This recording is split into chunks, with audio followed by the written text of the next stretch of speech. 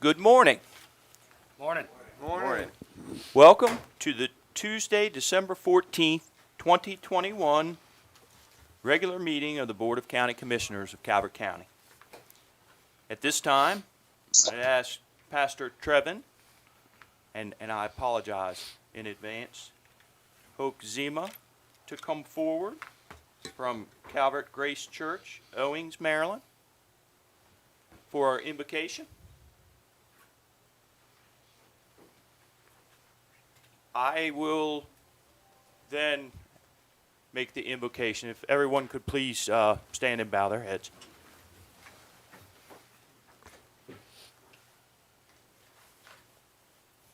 Ecclesiastes 3:1-8. To everything there is a season and a time to every purpose under the heaven.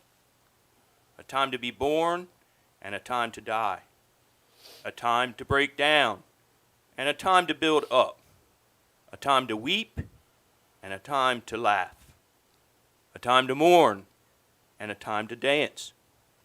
A time to cast away stones and a time to gather stones together. A time to embrace and a time to refrain from embracing. A time to get and a time to lose. A time to keep and a time to cast away. A time to rend and a time to sow. A time to keep silence and a time to speak. A time to love and a time to hate. A time of war and a time of peace. Amen. Amen. I pledge allegiance to the flag of the United States of America and to the republic for which it stands, one nation, under God, indivisible, with liberty and justice for all.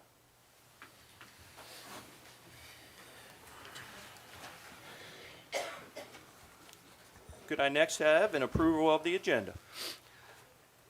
Request to approve and adopt an amended agenda, moving Department of Planning and Zoning, amended Planning Commission bylaws from consent item 6 to new business, and deferring the meeting of the Board of Education to December 21st. Second? We have a motion. We have a second. Any discussion on the approval of the agenda? None being heard. All those in favor say aye. Aye. Opposed? Motion passes. Next, we have public service announcements. First, the board sends its deepest condolences to the family and friends of former Commissioner and State Senator Bernie Fowler. He was best known for his fierce, lifelong advocacy for the health of the Patuxent River, upon which our community and cultural heritage depend. He was a model citizen, a beloved leader and friend who will be dearly missed. Our hearts go out to all those affected by the devastating Quad State tornado last Friday night. We send our prayers for those killed and their families, and for all who have lost homes and businesses.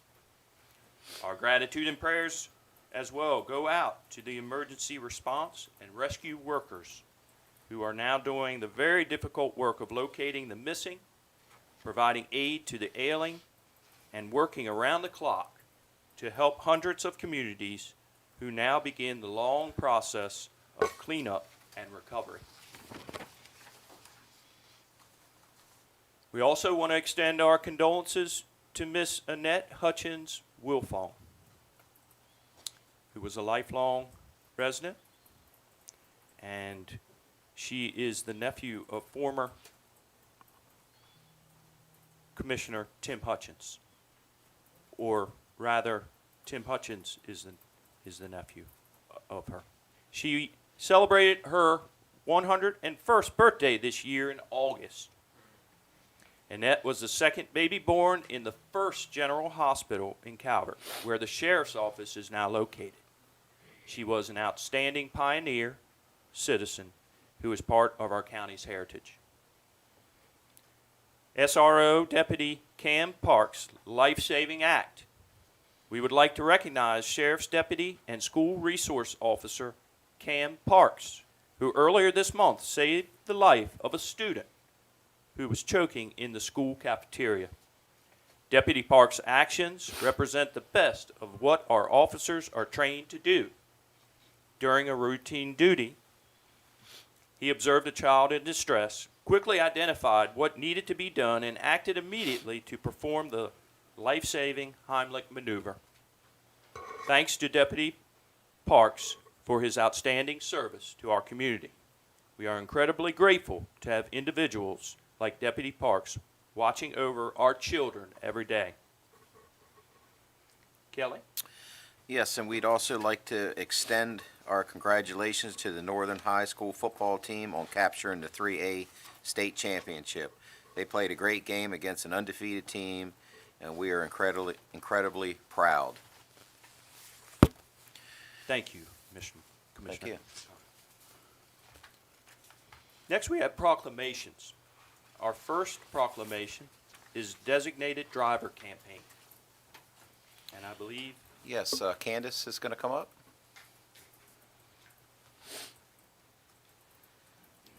Good morning. Good morning. Good morning. How's everyone? Good. Good. Good.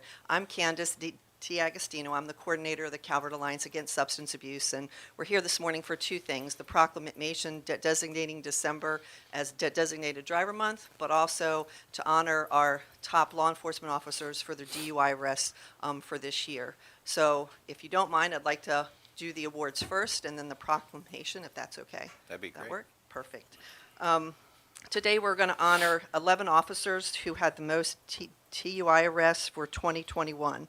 As of December 6th, we had approximately 448 DUI arrests, but unfortunately, we had 7 fatal impaired driving crashes in the county. So I'd like to ask Lieutenant Mearns from the Maryland State Police to come forward and Sheriff Evans to come forward. And gentlemen, the plaques are up there. And I'm going to call the names. And I do want to thank the officers for being here today, and if they were able to bring their family, we appreciate them being here as well. For the Calvert County Sheriff's Office, we have Deputy First Class Robert Schroeder.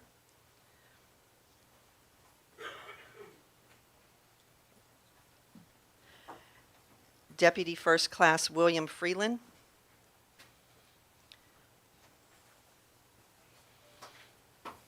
Good job. Deputy First Class Samuel Grierson.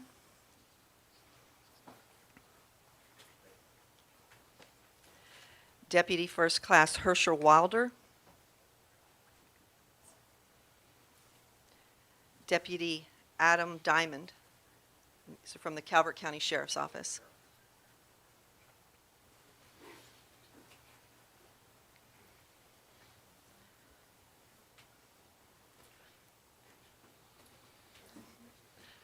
It's going to get tight up there, so yeah. From the Maryland State Police Barrack U, we have Trooper Brendan White.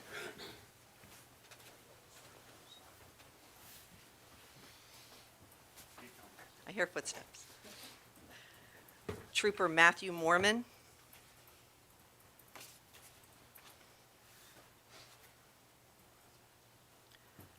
Trooper First Class Alvin Kelly.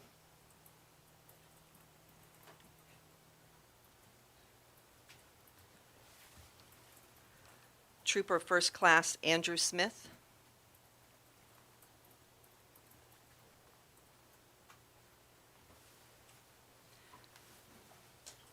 And we have 2 members from the Maryland State Police Barrack U who were not able to be here today, Sergeant William Costello and Trooper First Class Yaroslav Olesic.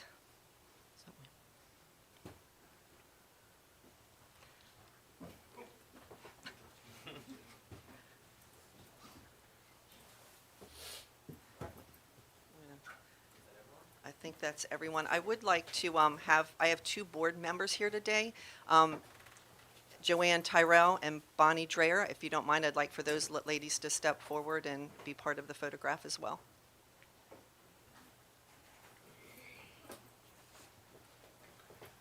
And if anyone wants to come behind, you're welcome. Come back, please. That's right. That's right.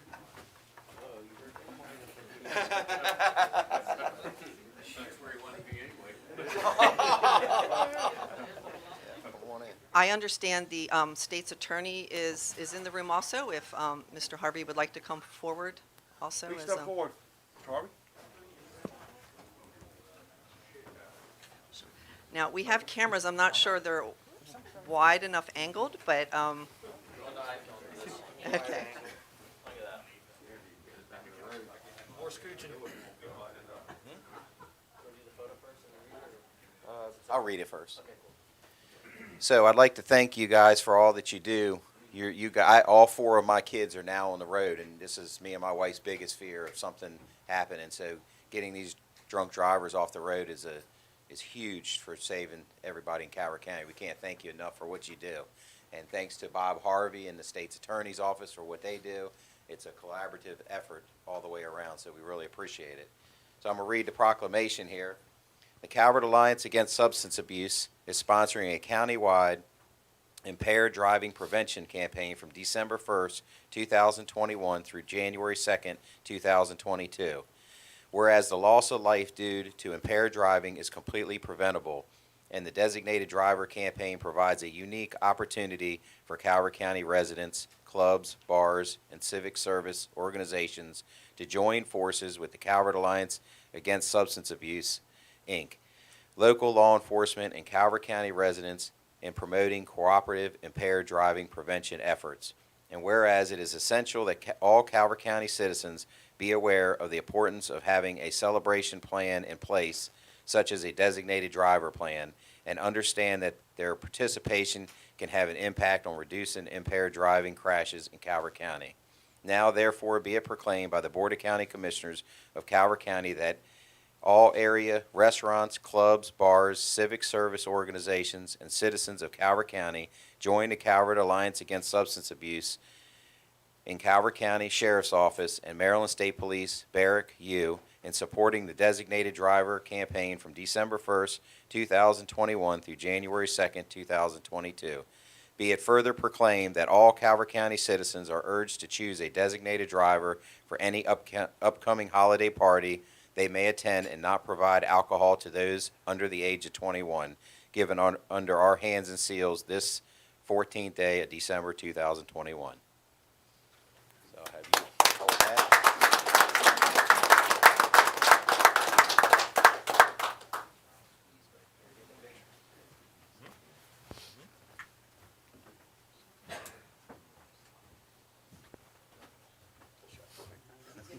Back row to scoot over to 5 lanes.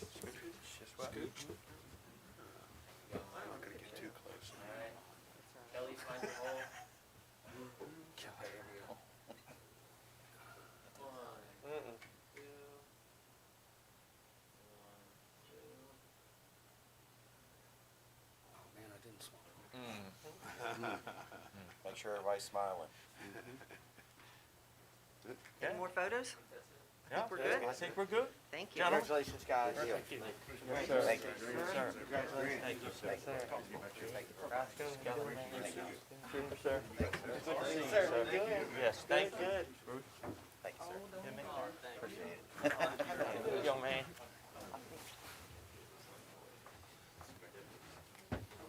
Candace. I believe give it to Candace. Merry Christmas to y'all, too. Yes, Merry Christmas. Thank you, sir. Tell Dad hello. I will. Get back to work. Yes. Go.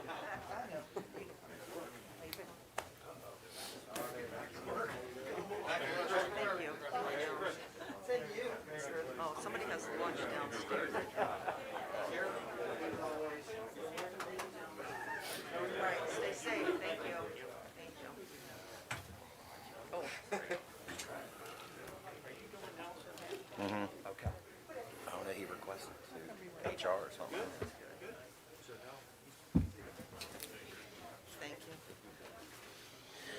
As everyone exits, I'd just like to say two more things, if that's okay, and then I Yes. think the sheriff would like to say a couple of things. I would like to thank the Maryland Highway Safety Office, and I think they joined by Microsoft Teams today. It's because of the grant funding that they provide to us that we're allowed to do this award ceremony and also provide the officers lunch this afternoon. And then earlier in the agenda, you mentioned Senator Fowler. Senator Fowler was one of the founding members of CASA. I'm going to get upset. He was a great leader, a great man, and CASA extends our condolences to his family and friends and everyone who was involved with his extraordinary 97 years of life. So we do want to share that. Sheriff Evans, Commissioners, thank you so much for recognizing these outstanding deputies and troopers. They are making a difference. We'll never know how many lives they've saved by taking these drunk drivers off the road because we didn't give them a chance to make that mistake. Our goal is always going to be towards 0 deaths, and we are doing as best we can out there with the people we have. And the citizens are outstanding. They call in 20, 25 calls a day probably for reckless driving, negligent driving, people driving off the road on their phones. Keep doing that, citizens. Keep doing that because it makes a difference. We get there as fast as we can. And probably about 15-20% of those people are impaired, intoxicated, or have a medical emergency. So we need that help. We still have too many tragedies. We lost another young man last night in Calvert County, a needless accident that could have been prevented. And so please take your time out there, folks. Yield, watch traffic, slow down. We're doing everything we can to slow you down, but we need everybody to pay attention. We don't need to lose anyone else in Calvert County. So thank you, Commissioners. Thank you. Sheriff. Thank you. Before we have the next proclamation, it's customary to recognize distinguished members of the gallery, and we have former county administrator, Ms. Terry Shannon, who is greatness, beauty, and grace, madam. Merry Christmas to you. Okay. The next proclamation is an equally distinguished person, Nelson Rice. Please come forward, sir. Sir. Mr. Rice, I rejected your retirement, but the other board voted against me, so I'm very sorry. Yeah. We got your back.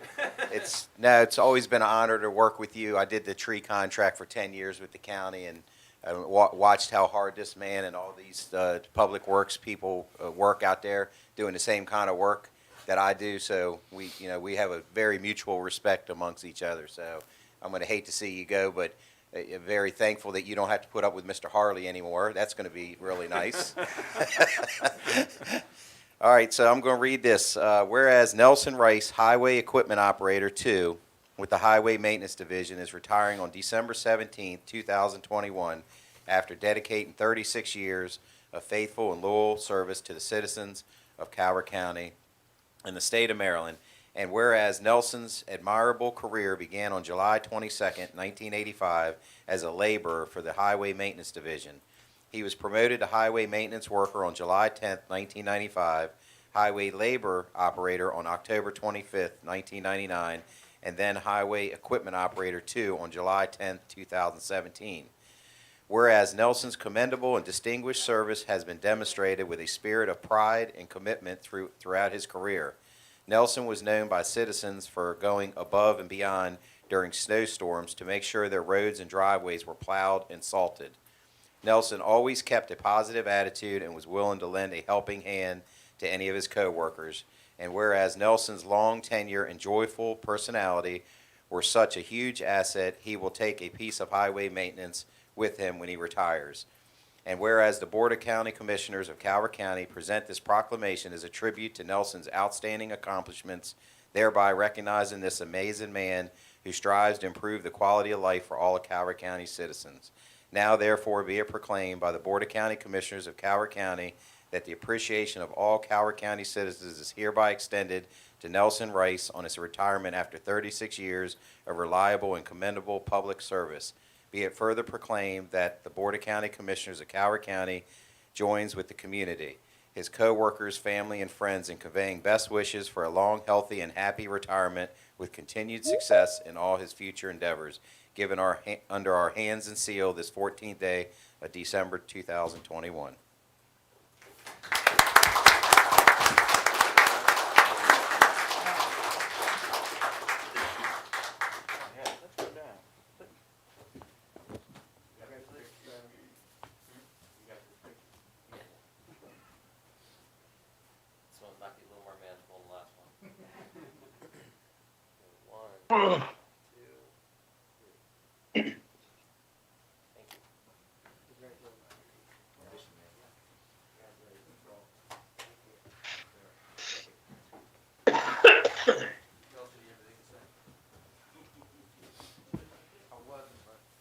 Since I'm here. Good morning. Morning. It's been a hard 36 years, Hard labor. but I'm glad I made it. You know, I think back to when I first started, it was some older fellas here. They said, you keep getting up every day, you'll get where I am. And I did. I'm thankful. God helped my family, my friends, especially the highway workers were behind me.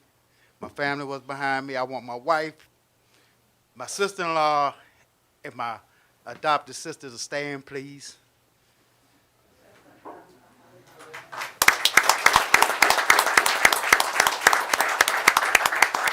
That's my wife, Mary Rice. My adopted sister-in-law, Dorisa. Some of y'all probably know her. And my sister-in-law, Elise. They've been there the whole 36 years. Rest of my family couldn't make it, but my brothers, my mother, all of them pushed me.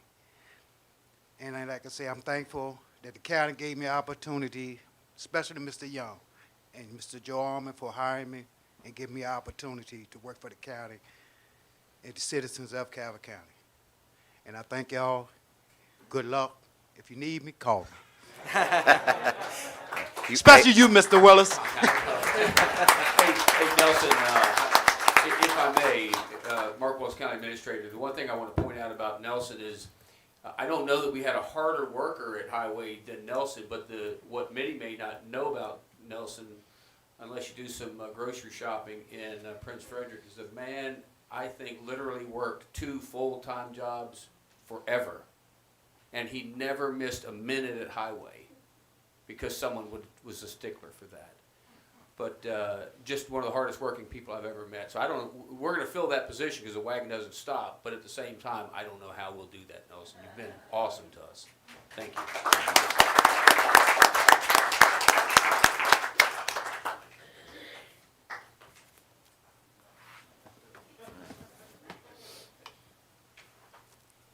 We have another distinguished, great employee retiring, Mr. Andy Brown. Please come forward, sir. Steve.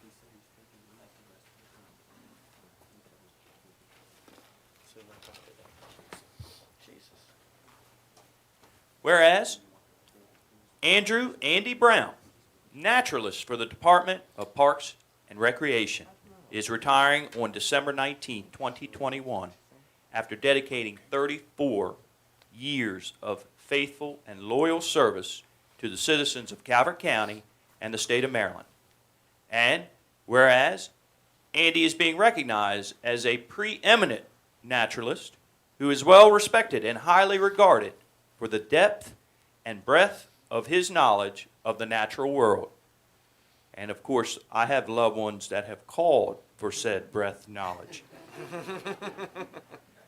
Whereas Andy has dedicated his career to the preservation of the Battle Creek Cypress Swamp and other important habitats within Calvert County and beyond. And whereas Andy was instrumental in developing the county nature parks. His contributions include creating interpretive exhibits, planting trees, building bird cages, and maintaining boardwalks and trails. Whereas Andy played a significant role in increasing our understanding of the ecology and biology of many species, including barn owls, northern saw-whet owls, and eastern bluebirds. He served as the Calvert County coordinator for the HERP, Atlas, and Christmas bird count, bestowing upon him the responsibility for documenting the diversity of reptiles, amphibians, and birds in Calvert County. And whereas Andy impacted the lives of many nature lovers, including volunteers, interns, and staff, by sharing his experience and allowing each to explore their own passion and interest. He has made a difference in the lives of thousands of Boy and Girl Scouts by encouraging them to fulfill requirements for earning their badges, including Eagle Scout Gold and Silver awards. Now, therefore, be it proclaimed by the Board of County Commissioners of Calvert County that the appreciation of all Calvert County citizens is hereby extended to Andy Brown on his retirement after 34 years of reliable and commendable public service. Be it further proclaimed that the Board of County Commissioners of Calvert County joins with the community, his co-workers, family, and friends in conveying best wishes for a long, healthy, and happy retirement with continued success in all his future endeavors. Given under our hands and sealed this 14th day of December, 2021. Andy, congratulations, sir.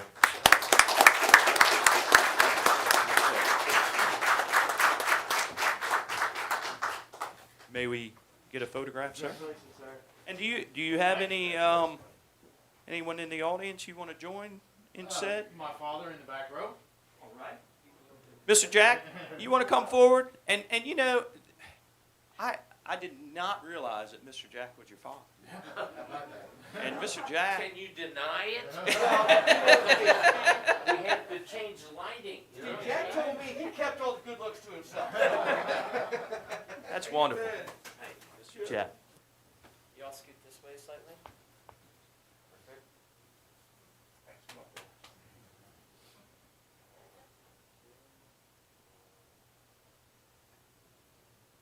Awesome, thank you.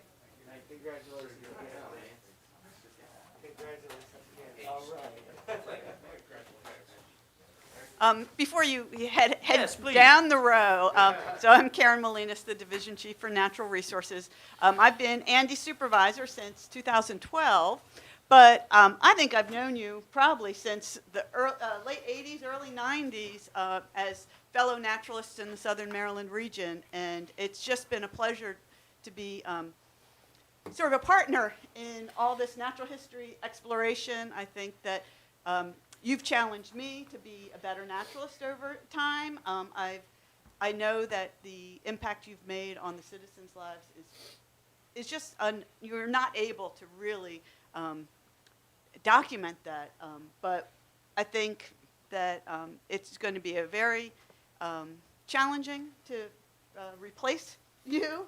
I'm glad that you will be involved. He'll be staying along as a volunteer with the Barn Owl Project for the next year or so as he works on some of the morphology studies that we're doing, that he's doing, I should say, the royal we. So I just want to, again, extend my thanks for all you've done for the county and really look forward to working with you in future projects and wish you best in everything that you strive to do.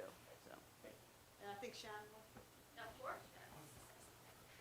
Shannon Nazal, Director of Parks and Recreation. And what more can I say about Andy than, I mean, he is just the most amazing, intelligent person when it comes to raptors and the birds in this county and all across, and just the research that he does is astounding. And I know he's going to continue that, you know, in the future. I mean, one of my favorite memories was when I first kind of got to the county and I didn't realize how much natural resources did. And in the middle of the night at Flag Ponds, we went and were going to look for the saw-whet owls. And I never had seen so many people so passionate about owls with their owl shirts and sweatshirts and everything. And I was like, what am I getting into? But it is amazing that not only the research that he does, but the way he conducts himself and works with the volunteers and is just, it provides that service to those in our county that have those passions along with him. So Andy is going to be greatly missed. We're very proud of everything that you've accomplished for the county and natural resources and parks and recreation, and wish you all the best in the future. Thanks, Andy. Good morning, Commissioners. Morning. Thank you so much for the proclamation. It has been a pleasure working for Calvert County for the last 34 years. as you know, this county has changed significantly, especially when it comes to natural resources. But a lot of it has been for the better. And I have to commend Calvert County for their foresight in working to preserve what we have here in our natural resources. When I first started in 1987, Natural Resources Division was made up of the Battle Creek Cypress Swamp, and that was it. Today, there are more than 11 properties that are managed by Natural Resources Division, close to 2,000 acres. And so it's that effort from the county government that has supported the preservation of our natural resources here in Calvert County. And that's very significant, especially when you look at other counties in southern Maryland. And it's I've been blessed to have, to be able to raise my family and become part of this community for the last 40 years. So thank you again. Thank you. Thank you. so much.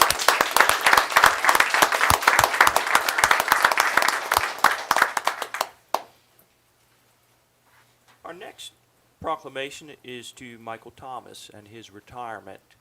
I see a head nod in the negative, but if you could read it, Absolutely, please. Commissioner Williams. please. And before I begin, so I met Mike Thomas at Appeal Elementary, going that far back, and seeing his retirement this week, you do a lot of reflection of, like the gentleman just said before us, how much the county has changed. And I was at a function the other night, and I recall telling folks how, one bus, and you've heard me tell the story a million times, used to pick up Drum Point, Ranch Club, and Cove Point. Inconceivable to this day. And where I'm going with this is, we all used to know each other, and that has changed a lot, and that part I don't like. I like when we knew each other. I like that when they say, go down Solomon's Pier, it was like a Calvert High School reunion, and so seeing Mike here when I got elected was really cool, because knowing him for so long, and the part I always tease him about, he's the only guy ever beat me in a race at Calvert, at Appeal. I was a skinny little runt, so it was easy to run fast. And so it's just, wow, just all the reflection of watching how much time has gone by and how much has changed, and a lot for the good. You can never go home again. I mean, I know we can't go back to 2 traffic lights and no fast food anywhere and everything like that, but still a lot of the same good people are here, and I feel honored to still have friendships that have lasted over 30-some years. So Mike can't be here today, but I wanted to read this for him anyway. So it says, whereas Michael Thomas, Division Chief for the Solid Waste Division Department of Public Works, is retiring on December 17th, 2021. After dedicating 31 years of faithful and loyal service to the citizens of Calvert County and the state of Maryland. And whereas Mike's admirable career began on November 13, 1990 as an environmental systems plant operator trainee for the Water and Sewer Division. Since then, he accepted the following positions: Environmental Systems Plant Operator 1 on March 10, 92, Plant Operator on July 10, 1995, Public Works Inspector 1 for the Project Management and Inspections Division on October 13, 1997, Public Works Inspector 2 on July 1, 2002, and Division Chief for the Solid Waste Division on January 8, 2007, where he served until his retirement.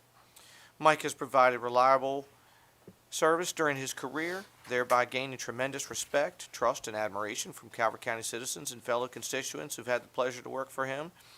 And whereas Mike's played a key role in the convenience center redesigns, construction projects, and is an example of the effective hands-on leadership, and is respected by his staff and colleagues, both professionally and personally, Mike is a dependable, considerate, and kind man. Whereas the Board of County Commissioners of Calvert County presents this proclamation as a tribute to Mike's outstanding accomplishments during his distinguished career, thereby recognizing this amazing man who strives to improve the quality of life for all Calvert County citizens. And therefore be it proclaimed by the Board of Calvert County Commissioners that the appreciation of all Calvert County citizens is hereby extended to Michael Thomas in his retirement after 31 years of reliable and commendable public service. Be it further proclaimed by the Board of County Commissioners that Calvert County joins with the community, his co-workers, family, friends, in conveying best wishes for a long, healthy, happy retirement, continued success for all his future endeavors, given under our hands and seal this 14th day December 2021. So, and I also would like to thank, I see so many of his workers out here. You know, you guys, boy, you're the unsung heroes. A whole lot of times people take for granted that you're always there, we're always functioning, and it's always there. And it's a very difficult job. We don't have a rain day, a snow day. You know, we play 365 most of the time, you know, so, and Mike was with you guys for all that time, and I know he would definitely appreciate you being here today. So I want to say thanks again to Mike Thomas for all his time and service.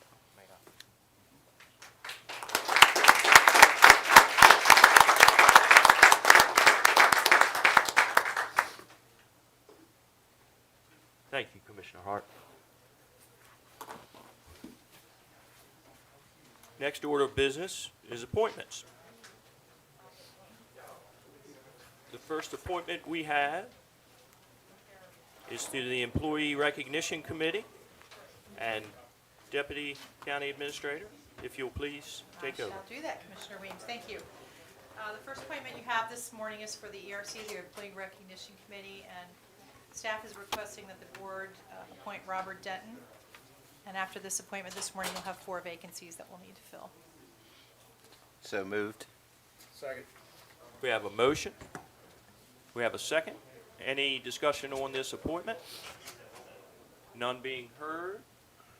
All those in favor, say aye. Aye. Opposed? It passes. Your second round of appointment is for the Board of Library Trustees. The staff is requesting the board consider reappointing Charles Alves and Jeffrey Oliver Lewis to the Calvert County Board of Library Trustees. Following these 2 appointments, you'll have no vacancies. So moved. Second. We have a motion on the floor. We have a second to approve the appointment to the Board of Library Trustees. Any discussion? None being heard. All those in favor say aye. Aye. Opposed? Motion passes. Thank you, Deputy. All right. The next order of business is a public hearing. Comes to us from the Department of Public Works. It is a modification of the Calvert County Stormwater Management Ordinance. And do we have staff members coming forward? Good morning.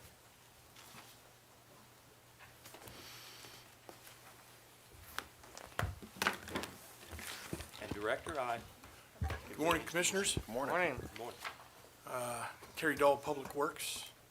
With me is Kevin Shaver, Project Engineer for Public Works. I'd like to go ahead and start this off, obviously, by reading the memo. Background. Calvert County was granted a National Pollutant Discharge Elimination System Municipal Separate Storm Sewer Systems, MS4 Phase 2 permit on October 31st, 2018. The MS4 permit requires Calvert County to meet 6 minimum control measures, including public education and outreach, public involvement participation, illicit discharge detection and elimination, construction site runoff control, post-construction runoff control, and pollution prevention / good housekeeping for municipal operations. As part of the IDDE MCM, the county must adopt an ordinance allowing the screening, testing, correcting, finding of illicit discharges into storm drain systems. Attached is the draft IDDE ordinance for consideration by the board and county commissioners. A public hearing is being held to amend the existing stormwater management ordinance for the inclusion of the IDED section. Fiscal impact, none. Conclusion recommendation, the Department of Public Works recommends that after any public comment, the BOCC take action to close the record and adopt the IDE amendment to the stormwater management ordinance. We did receive one comment from a resident. We got that yesterday at 4 o'clock. We're going to essentially staff that and look at that, but right now, it's nothing that I don't think we can work with. So that's all I have at the moment. Commissioners, this was duly advertised, and the certificate of publication is made part of the record. There is a sign-up sheet to my right. I know one resident has signed up to speak for this public hearing. At the moment, there is nobody on the Zoom call who has called in to speak on this public hearing. So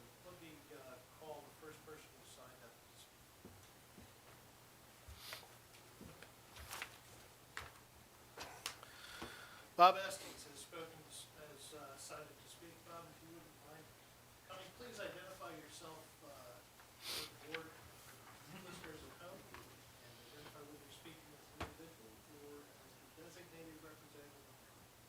Yes, well, this time around, I actually wrote that into my speech. So, good morning, commissioners and staff. My name is Bob Estes. I'm here representing myself. I live in the Prince Frederick zip code. I'm a retired satellite propulsion engineer, well-versed in design, specification review, and testing. Over the past 6 months or so, I've taken an interest in stormwater management and have read the stormwater design manual as well as various other ordinances and papers. I've studied numerous stormwater management systems in person in Prince Frederick area and have observed some of these systems during heavy rains. I'm not an expert, but I do know that stormwater is one word, which only makes sense to people that have tried to spell it wrong. Okay. The IDDE leans heavily on Chapter 5 of the Design Manual, which deals predominantly with environmental site design, or ESD. Note that the significant parts of the design manual are over 20 years old, and this same manual is used to design a number of the failed systems I have observed. The design criteria only account for normal storms, not for larger storms, which might only occur once a year or even every couple of years. The design criteria also do not account for multi-day storms such as the August 2020 storm, which dumped 9.6 inches in 4 days and 11.6 inches in 7 days. Another issue I have with the IDDE is the inspection schedule, which keys inspections only to a timetable without regard to significant storm events. This is of particular concern during the first year, but could lead to significant damage going undetected in later years as well. I believe that the future stormwater management systems can be designed to be more resilient than they are now and can be designed to accommodate larger storms either by capacity or by employing methods that deal with larger storms gracefully, such that larger storms do not erode away steep, fragile hillsides and creek beds of Calvert County. And many of you have seen my picture document of some of those incidents.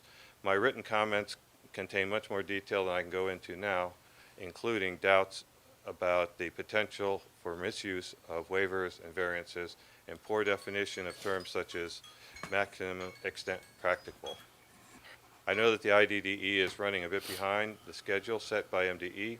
I would like to suggest a compromise to fixing the weaker or confusing parts of the IDDE now. I would like to suggest that this document be approved as an interim version with the Department of Public Works promise to strengthen the document in the near future and mold it such that systems designed to this IDDE are more resilient to the actual conditions in Calvert County and in tune with our goals for protecting the Patuxent and the Bay. Thank you. Almost made it. Anyone else who wishes to speak? Mr. Vice President, with no one else having signed up to speak and nobody still on the Zoom call to speak at the public hearing, you're welcome to take action on this item if you choose. Thank you, Counselor. Fellow board members? I'd like to make a motion to have the record, to close the record, approve and adopt the ordinance, repealing and reenacting with amendments that the Calvert County Stormwater Management Ordinance to become effective January 1st, 2022. Second? We have a motion on the floor. We have a second. Any further discussion? I'll just say that I'm certain, Mr. Estes, that staff will be amenable to discussing with you any of your concerns, sir. I would ask them. That's all. Any further discussion? None being heard. All those in favor, say aye. Aye. Opposed? Motion passes. Thank you. Thank you. Thank you, Commissioners. So next, we have a meeting scheduled with the Board of Education that was deferred this morning at our approval of the agenda. So that will be next week. If I could have the awards, and with my fellow commissioners' consensus, Is everybody okay if we move the awards, the memo from Lorraine Joyner, ERC Chair, next? Sure. Yeah. Everybody okay with that? All right. Please, Representative.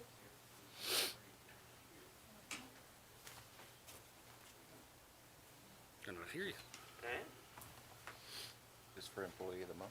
It's for Employee of the Month. And Kelly, do you? Yeah, is Commissioner Corporal McConkey? James E. Norton here? Yes. Okay. Please on come up. forward.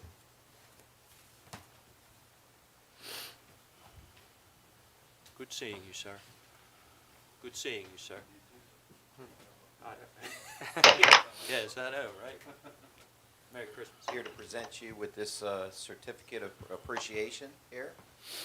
And this is a check for you. You'll be able to retire off of this. And we just appreciate your hard work and dedication, and we appreciate everything you do and put your life on the line for the citizens of Calvert County every day. And we can't thank you enough, and it's a real honor to get Employee of the Month. Good morning, Commissioners. If I could, hi. Yes, Lisa. Sure. Morning. Hi there.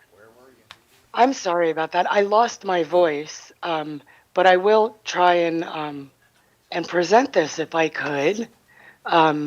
We received a nomination for Mr. Norton approximately 3 weeks ago or 4 weeks ago, and the story as we heard it was that Mr. Norton jumped into a creek to rescue a woman in her car. And am I right on this, Captain? Okay. And I can't tell by your face because of the mask. And she was panicking a little bit, so it was a little bit of a challenge to actually maneuver this situation. But he jumped in the creek, rescued this woman, took her out of this vehicle that was sinking, and saved her. So for this, we would love to honor and recognize Captain Morgan for his services. And I believe there's somebody that wants to speak for him. Yes.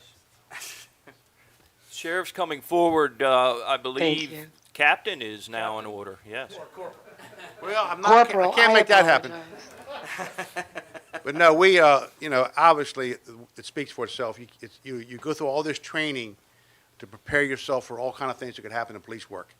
And when something like this happens, your training kicks in, your instincts kick in. You knew why you took the oath to wear the badge. So a situation like this happens, we're prepared to make a difference and save lives. And that's what our ultimate goal is. Keep people safe, save lives, and Corporal Norton does an outstanding job in that aspect. And he recently just came back to the road from a long stint, doing something else. But we're very proud of him, and thank you, Commissioners and Employee Recognition Committee, for giving this award. Thank you. Thank you, Sheriff Evans. Absolutely, please. Captain for a day.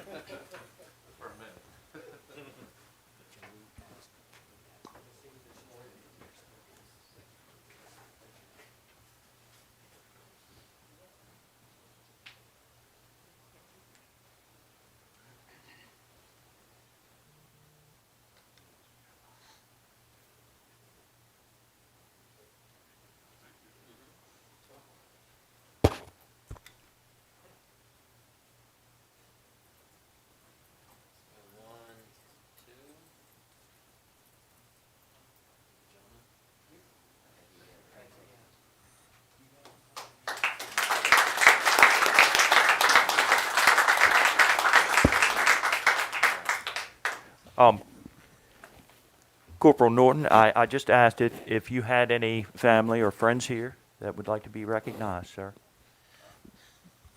The gentleman on the front row there, it's my father. Do we get to give a speech? That gentleman's my father. The young man next to him is my nephew, and that's my sister. And the gentleman behind her is my brother-in-law Donald, her husband. Thank you, guys. Well, let's let them come up and get a picture with you. Hey, Y'all sir, come up if and you get a would, picture. yes, You can come up and get a picture, sir. And if you'd like to say a few words about the trouble that your son gave you growing up, just go right there to that mic and I don't tell know us if all we have enough about it. time for that. Introduce yourself, sir. Well, I'm his dad, and sorry his mom couldn't be with us. She's a school teacher, so she couldn't get off today. And this rescue he performed is minor compared to him raising his 2 children right now. Nothing to it. Okay? We're just happy he's doing well here in Calvert County. Thank the Lord for his protection, you know, for all the policemen here that work, because it's a risky job all the time. So we're just thankful for y'all extending a hand to him to allow him to be on the force and for his dedication and growth in it. Okay, thank you. Let's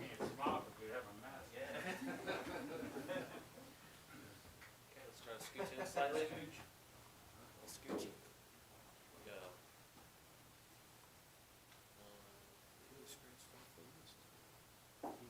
Awesome.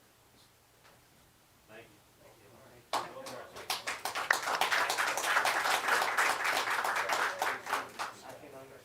Congratulations.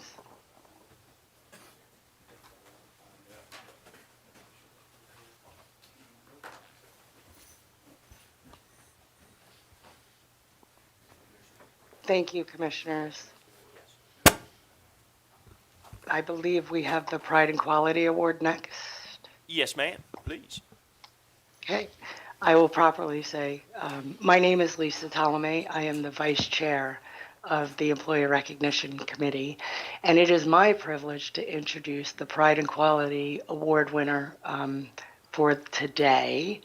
A Pride and Quality Award recognizes an employee for extraordinary efforts, having produced significant and measurable cost-saving measures to the county. Their efforts have resulted in greater efficiency, time and/or cost-saving measures, which will carry forward.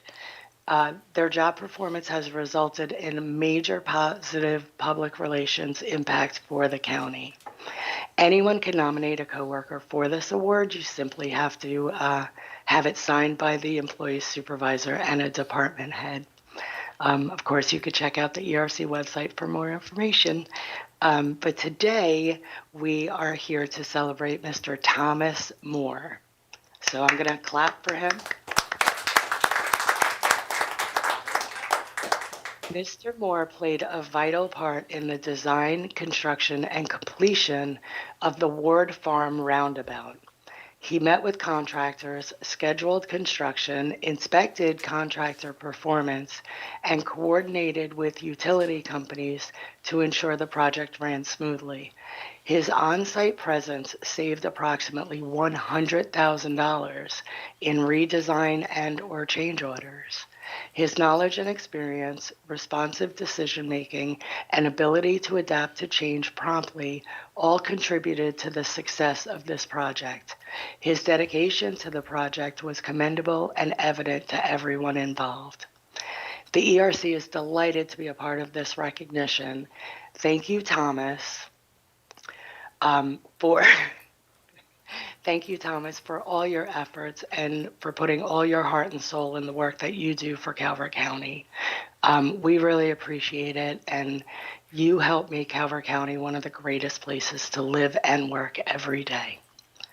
So thank you, Commissioners, for your continued support of the Employee Recognition Committee. And at this time, I believe Matt Tedimer would like to say a few words, if he's there. Matt Tedimer, Division Chief of Project Management, Mr. Moore's supervisor. I would just like to say that Mr. Moore goes out of his way on every project to save the county money. His dedication is present every day, shows up to work, stays late, makes sure projects run on task. He scrapes all the copper off every penny to make the job work, and I cannot take enough credit to him for doing that for all the county citizens. Thank you. He did an amazing job on Brick House Road too. The water flows through, buddy.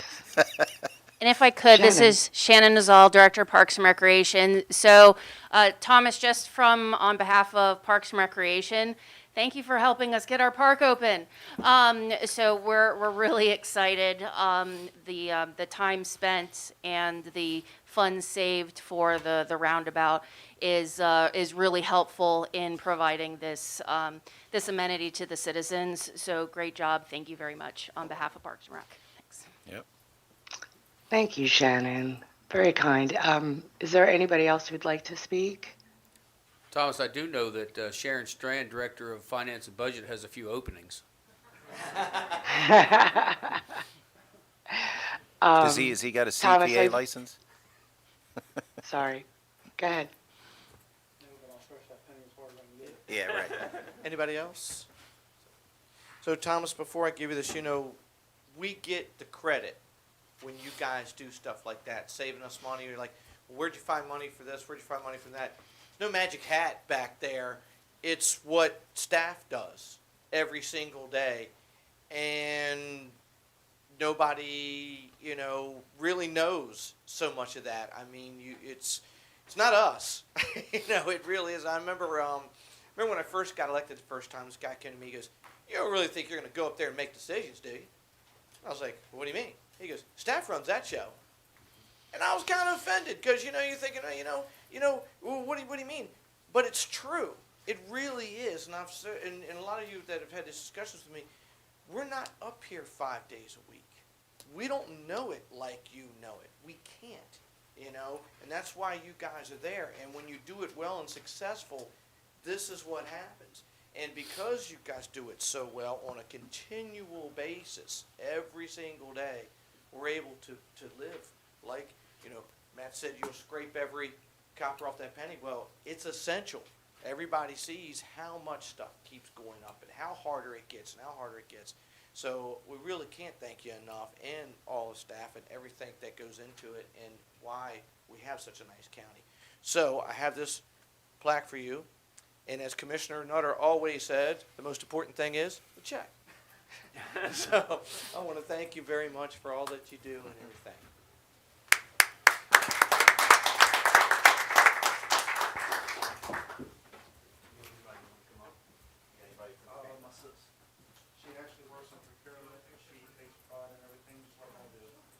So was he always stingy as a kid, or? Yes.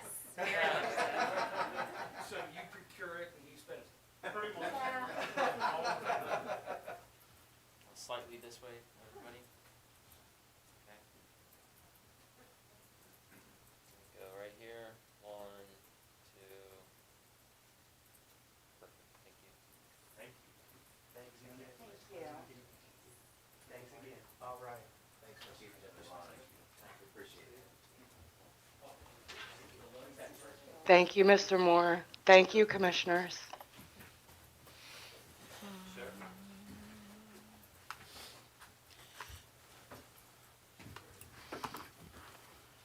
Next on the agenda, we have a new business item, number 1, from the Department of Finance and Budget. Representatives, come forward, please. Good morning. Good morning.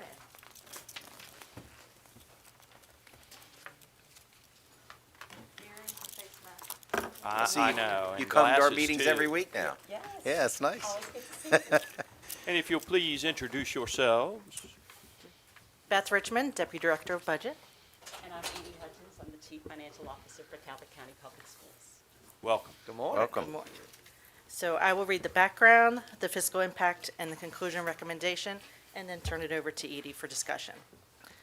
Background. The Board of Education is requesting the Board of County Commissioners approval of a budget adjustment for federal awards and other programs that were not outlined in the BOE's operating budget for fiscal year 2022. Fiscal impact. There is no fiscal impact to the county for this action. Conclusion recommendation. Staff recommends that you approve the budget adjustment. Edie? So in the memo that you've been provided, you see that we have been awarded $12.3 million of federal funding under restricted programs this year, additional money since you last approved one. And the bulk of that, all of that actually in the federal funding, is COVID related. We also have $1.4 million of an increase in the retiree drug subsidy That particular item is in our adopted 22 budget, but the amount does not reflect the additional money that we got. Actually, we get about $350,000 of a subsidy each fall from the government. What's in our adopted budget so far is $2.8 million. It doesn't reflect about a $1.1 million item that should have been there from the start. So what we got this year was an additional $370,000, but because we need to bring that budget up to where it's supposed to be, we're asking for this increase of $1.4 million for that program. And then finally, $200,000 for the construction fund. We received a school safety fund grant from the state, and the bulk of that money will be used to replace the electronic access for our schools, as well as to install additional security cameras, interior and exterior cameras in our schools. That is the bulk of what we have here. Did you have any questions? I believe you also received, as part of this memo, an explanation about the funds and how the funds will be spent. You'll see in that explanation that at least 40% of the federal funds will be spent on Beach Elementary School, the HVAC that will be installed in this new school building, as well as upgrades to the nurses' stations in the schools around the county. And then the rest of the funding, for the most part, will be in additional staffing, some of that special education, to address needs that have come up as a result of COVID, but also to pay salaries for summer school, extra duty salaries for nurses to do contact tracing and that kind of thing. Thank you. Any questions from the board? I was really looking forward to discussing this more in depth with the Board of Ed, because they were supposed to be here earlier this morning and asking some other questions. The 12 million that we're talking about here, I saw the explanations on some of them. And considering that we're missing one of our commissioners here and we're missing the Board of Ed and Dr. Curry, I would like to make a motion that we defer action on this to our next meeting on December 21st. And that is a motion? Yes. Is this time sensitive, Edie? We would like, if at all possible, the school safety grant, if we could get that approved today, so that the Director of School Construction can move forward with the projects on that. That would be helpful. The which one?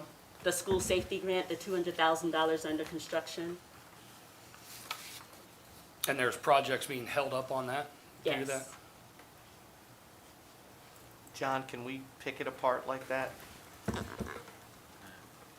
Commissioner, you can bifurcate the different parts. What I'm checking on is the state statute only gives the Board of County Commissioners 30 days from the request to approve or deny. If you do not act within that time period, it's deemed an approval. So that's actually what I'm checking on the letter from. Yeah, we've gone through that in the past. So we're trying to avoid that, of course. And so that must be. And when would the 30-day period on this start? I'm looking at the date of the memo as. November 23rd, so the 21st would still be timely of December. Next meeting. would With a still couple be timely. days to spare, right? 2 days to spare. Well, 1 day to spare. Right, 1 day, yeah. So in essence, we could defer this if we so chose. And it's the prerogative of this board today if they so choose. So we have a motion on the floor. Is there a second? I'll second for discussion. Okay.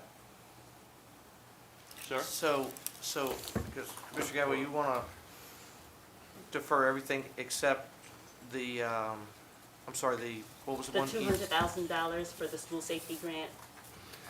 Is there anything else that would be harmed by deferring? Not that I'm aware of, no.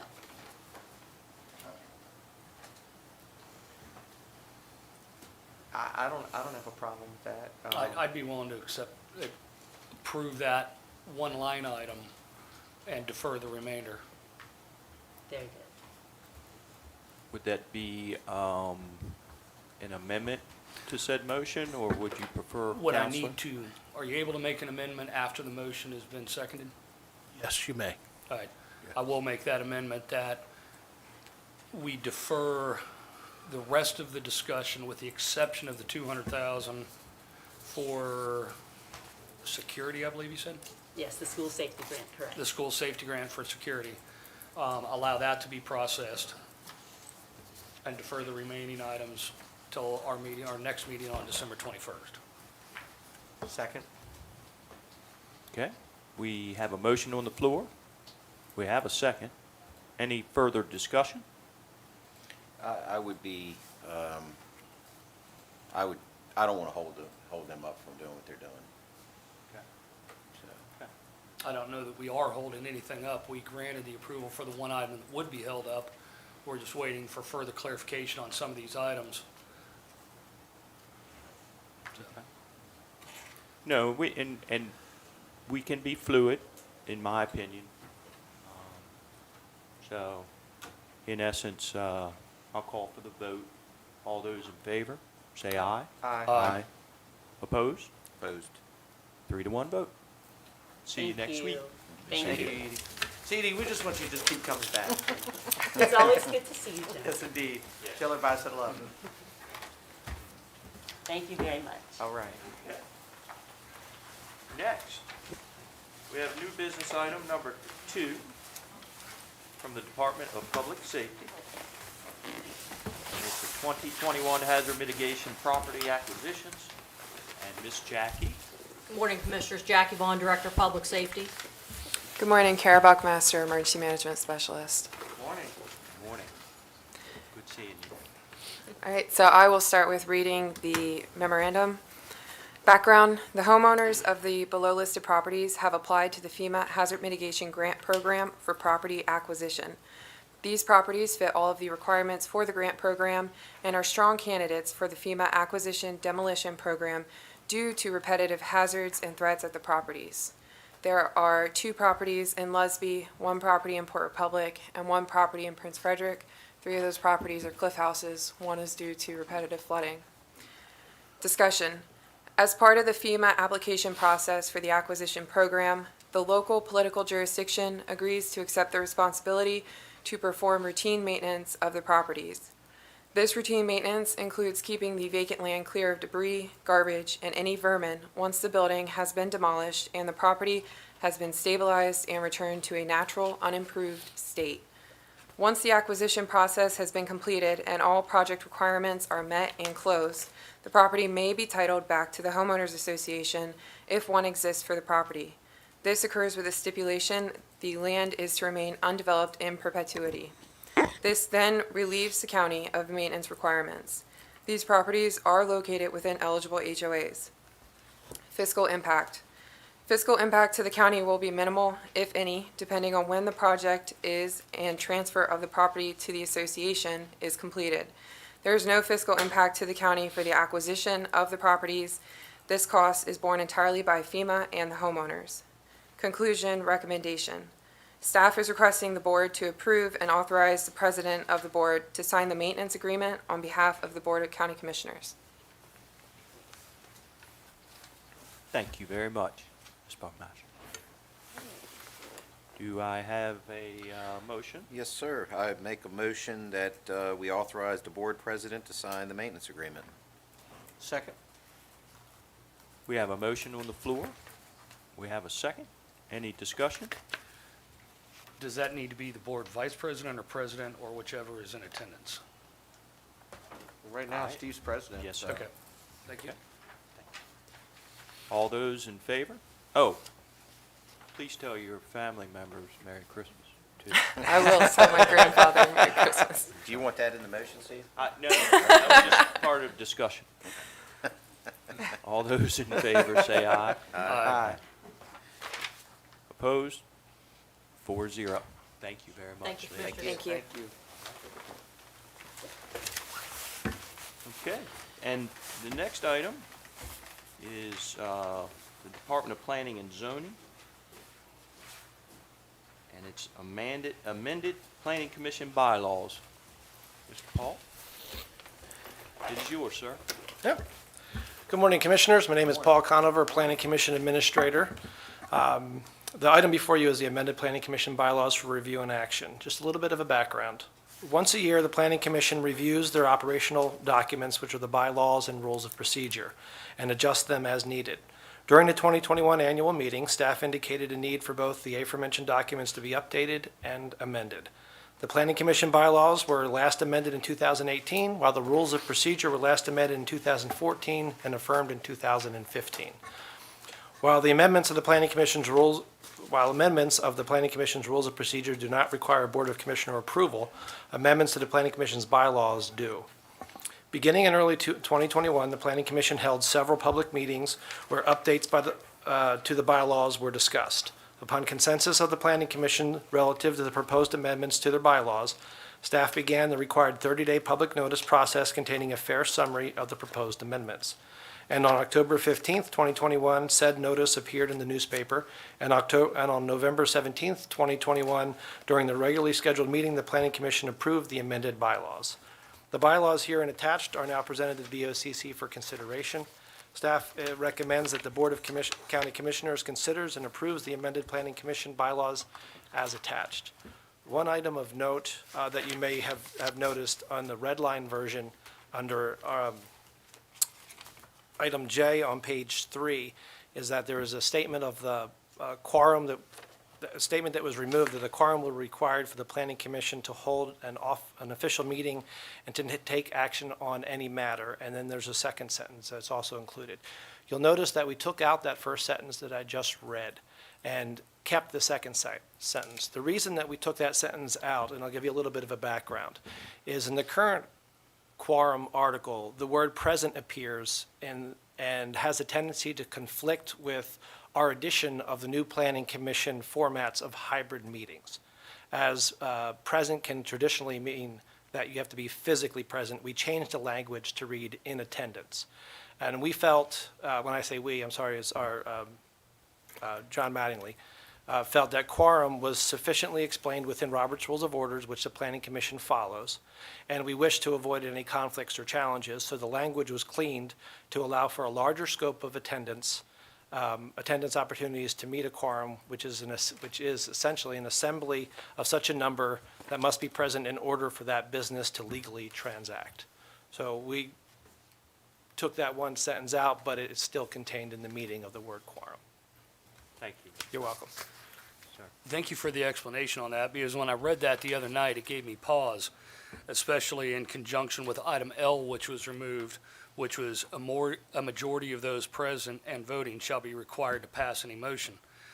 While reading item J by itself, it was very clear to me, or it looked very clear to me, that there was no requirements for any quorum, there was no requirements for any attendance at the meetings, and that any portion of this commission could declare a meeting and take action in and of by itself, 2-3 people by itself.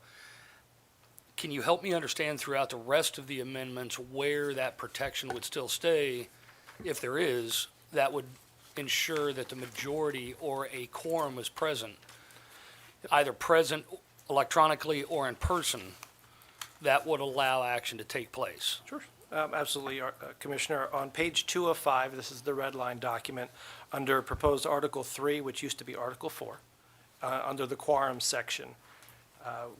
We kept in that a quorum for a meeting is the number of members who must be present in attendance to be legally for business to be legally transacted. Attendance herein refers to the Planning Commission attending a meeting or hearing either in person or through electronic means for the Planning Commission. 4 members in attendance shall constitute a quorum. A quorum refers to the members in attendance or otherwise participated by electronic means. And going back to what I mentioned earlier of the word quorum, that's the reason why we took it out. So we don't believe that the necessity of having a quorum for the meeting is lost in the document.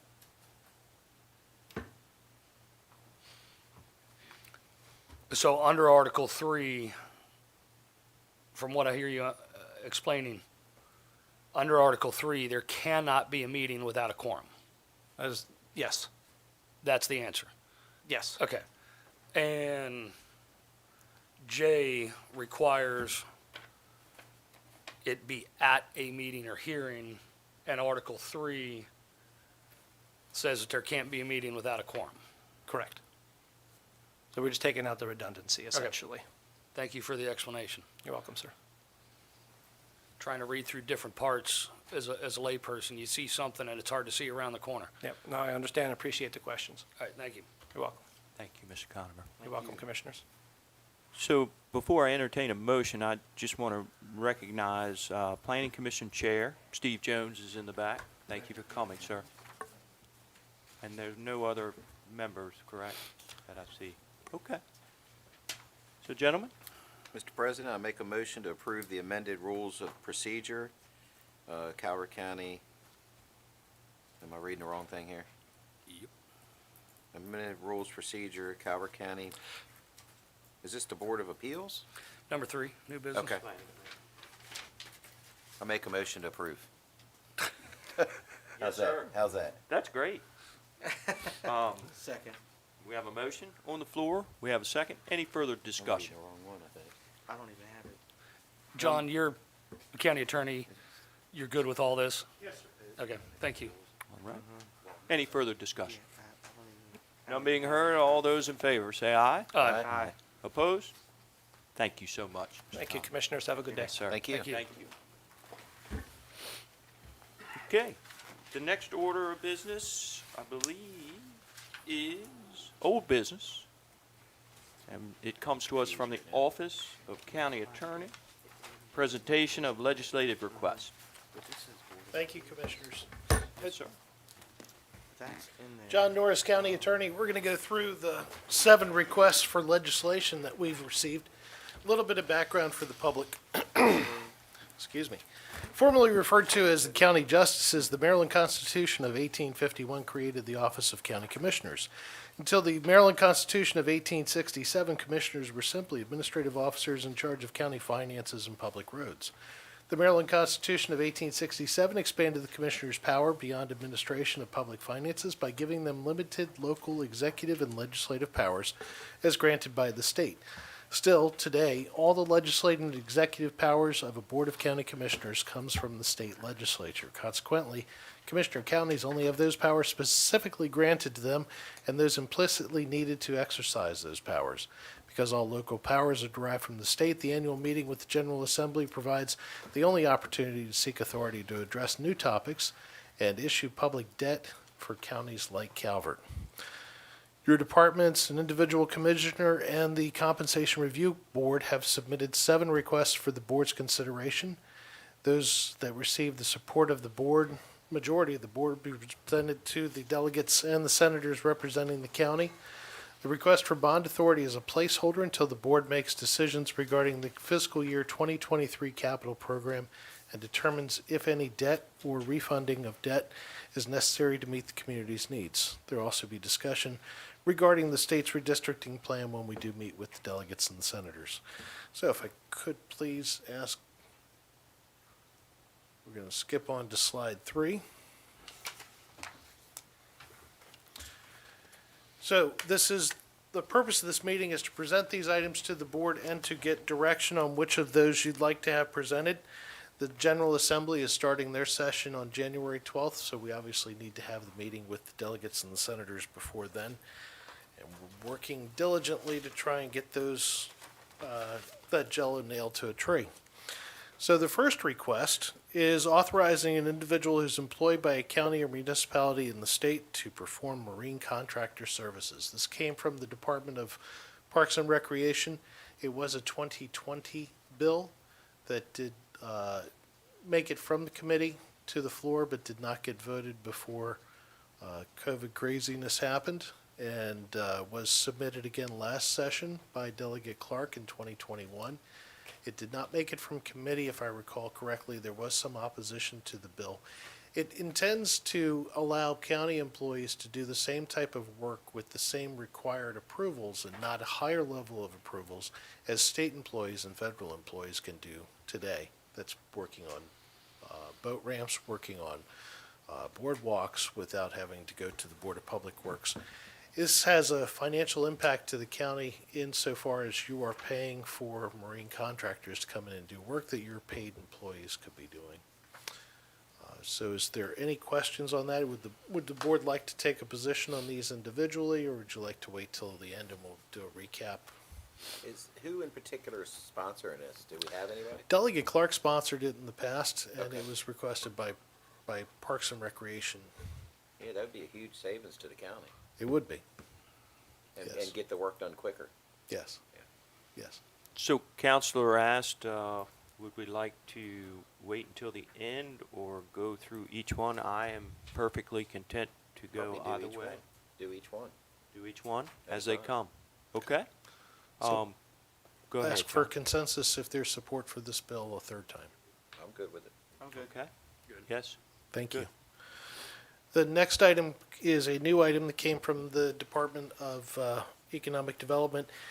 It does not raise or increase a hotel tax, but it does ask that the hotel tax be allocated to a specific budget line item as opposed to the general fund for tourism and marketing. That is so that the fund could help increase the marketing of Calvert County. It could be used to pay the special event fee that may be charged for an event within the county. So this is not a request to increase the tax, but follow the direction of some of the other counties that are, and I believe Cecil is one, where they direct that the funding can go to a special fund to market the county. And Where not does it just go now, John? general fund. The state law requires that it be put in the general fund. So John, does it give you flexibility to where, say, you want to put it into the general fund one year and then the other year something, or does it, after this goes through, it dedicates it just to that line item only?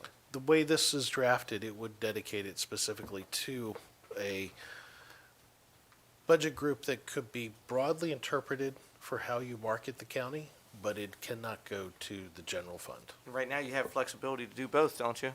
Right now, you can move money from the general fund to fund these types of programs, yes. So really doesn't make a big difference, does it? Well, if you pass it, you're locked in, so God Insofar forbid as you we have a don't, bad year.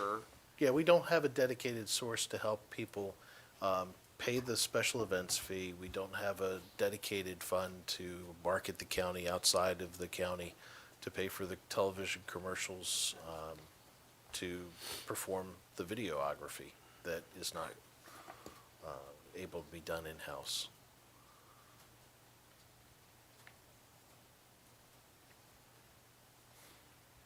Okay. Any discussion? I just want to voice my support for this. This is brought to us by Economic Development, and I like the concept of having the dedication toward the tourism industry of our county, which we rely heavily on.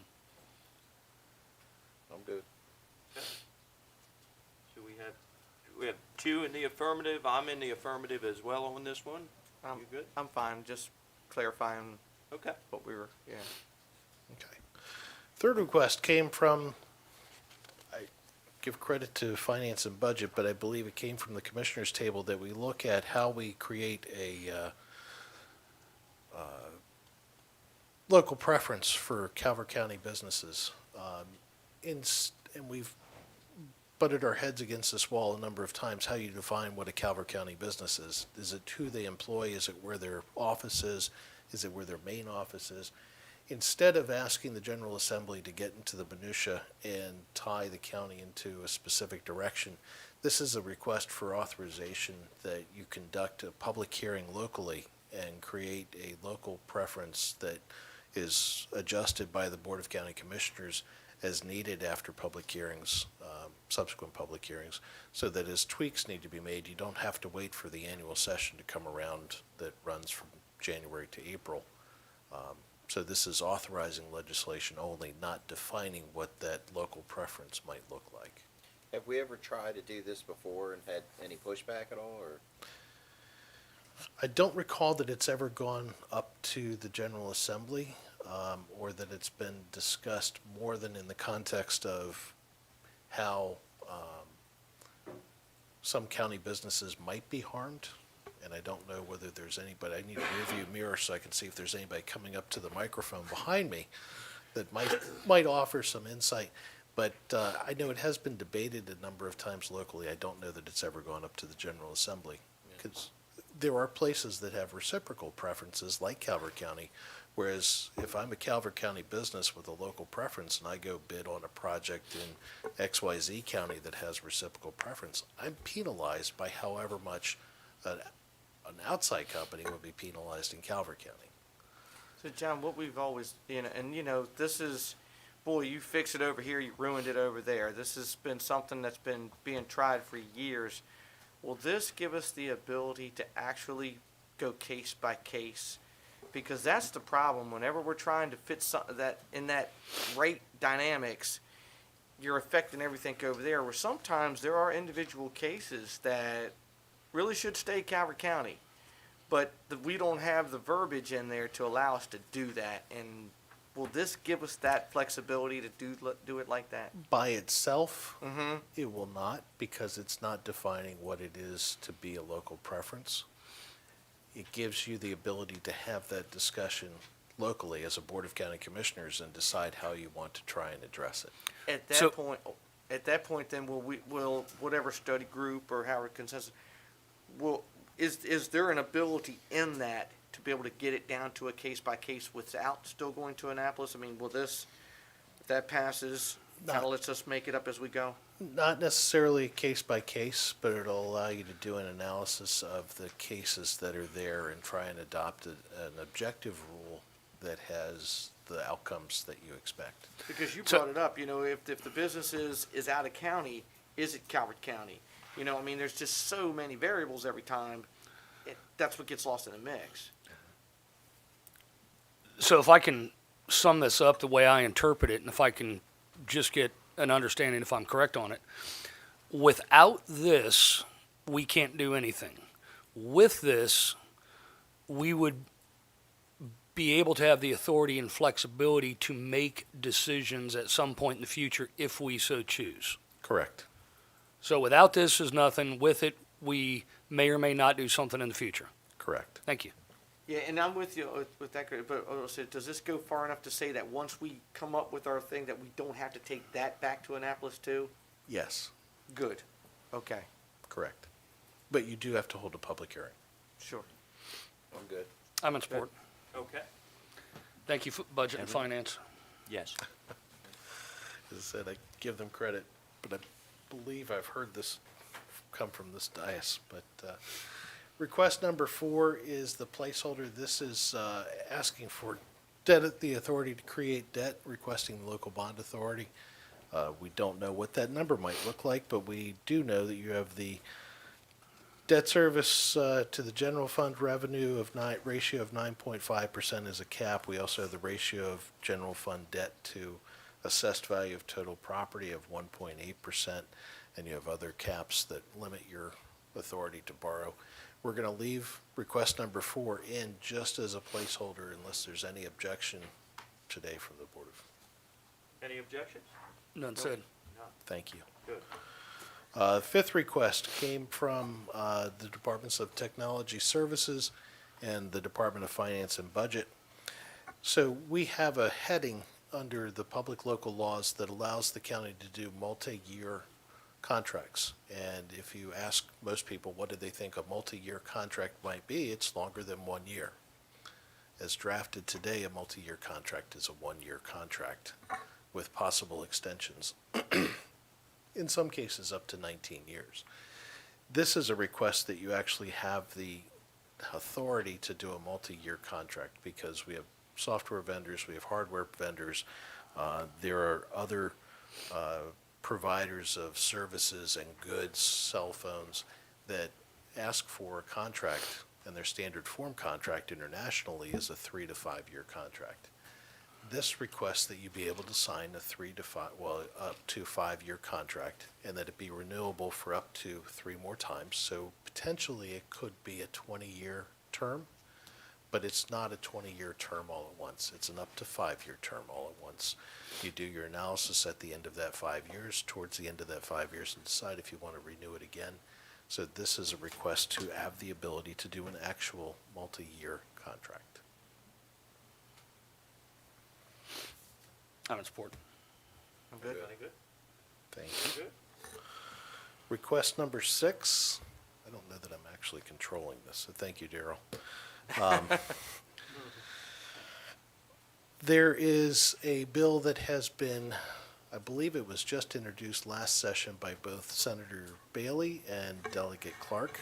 It may have been joined by the delegation and the senators of Calvert County, I just don't recall, to allow Sunday hunting in Calvert. That would be to add Calvert County to the list of jurisdictions where during the game bird and game mammal seasons, you could hunt in Calvert County. This bill I know has been pre-drafted, so I'm asking your support for a bill that is going to be dropped. You said to be dropped? In Annapolis, the lingo, if you will, for a bill to get submitted to committee is dropped. Right. And it's my understanding that the only change in this is there is currently hunting in Calvert County on Sundays, but it's on private land. This is the only addition here is adding public land, correct? Where it's where it's public land is being monitored, managed by Department of Natural Resources, correct. Gotcha. I'm in support. Yeah, I'm very good. Okay. And finally, we have the results of the Compensation Review Board. They presented their results, was it last meeting? Maybe it was only last meeting. They are recommending no change to the sheriff's salary, the judge of the Orphans Court salary, the Board of County Commissioners salary, the Commissioner President's salary. They are recommending no change to the state's attorney or to the Board of Education's compensation packages, and are making, as they're required to do, a specific recommendation that there be no change in the benefits that are allowed to the Board of County Commissioners. For the treasurer, they are recommending that the treasurer receive the salary of the county commissioners who do not serve as presidents. So we sometimes refer to the board members who are not president as associate county commissioners, but that is the request of the Compensation Review Committee. With your permission, we'd like to submit this. It does not require any legislation in Annapolis, but we'd like to submit this to the delegation and senators so they're aware of what the results were. Okay. Good to go. All right. Thank you. We'll continue to try and get the date nailed down for either December 21st or January 11th. Session does start in Annapolis on January 12th. The submission deadlines for to avoid rules in both the House and Senate is probably going to be around the first week of February, and we'll keep an eye on those and report back as things develop up in Annapolis. Counselor, thank you, sir. Thank you. For your effort. Next, we have the consent agenda portion. And if I could be so kind, Miss Rachel, if you will read. Yes, please.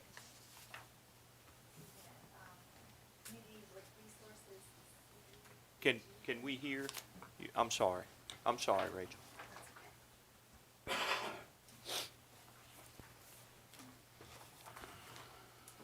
Community Resources CDBG Amendment, Community Resources Public Transportation.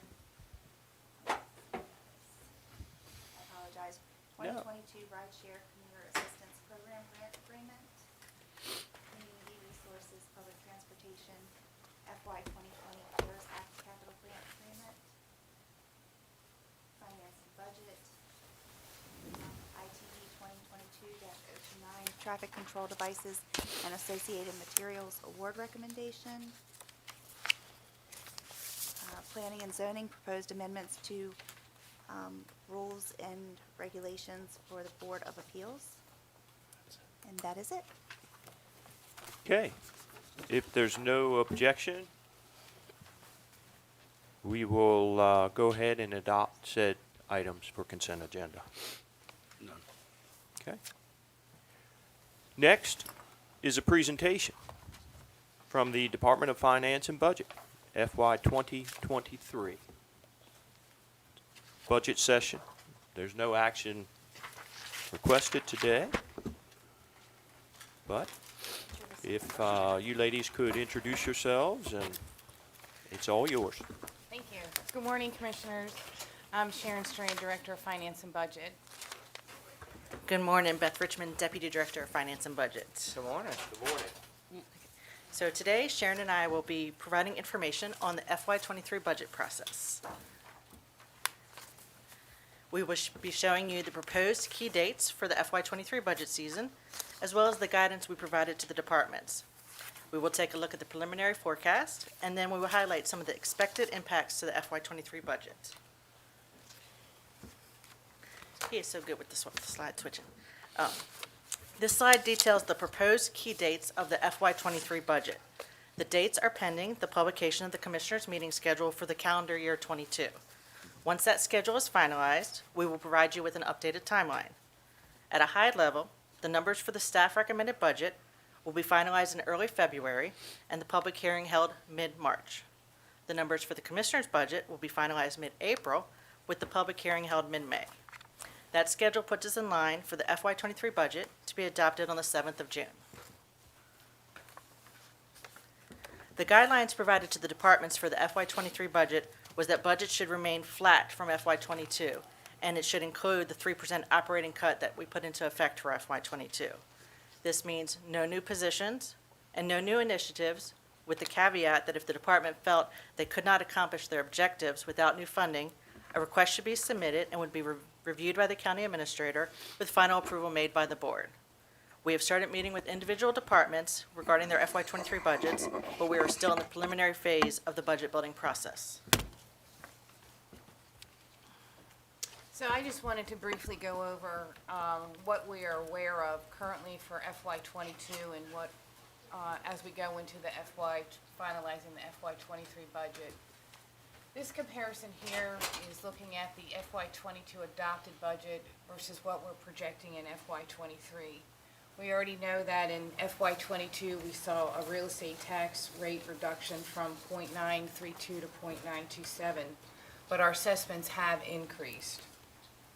Our recordation tax, we know that $1.70 out of the $5 is now being used to fund the Ag Preservation Fund. We also want to consider the legislation that's going up regarding the hotel tax and setting that revenue source aside for economic development. As we look at income tax, which is one of our largest income generators for the county, we did see a slight reduction so far in the year. We were supposed to get a true-up distribution in September, and the county did not receive one at all. We were budgeting about $4 million, and we didn't receive it. We're not the only county who didn't receive it.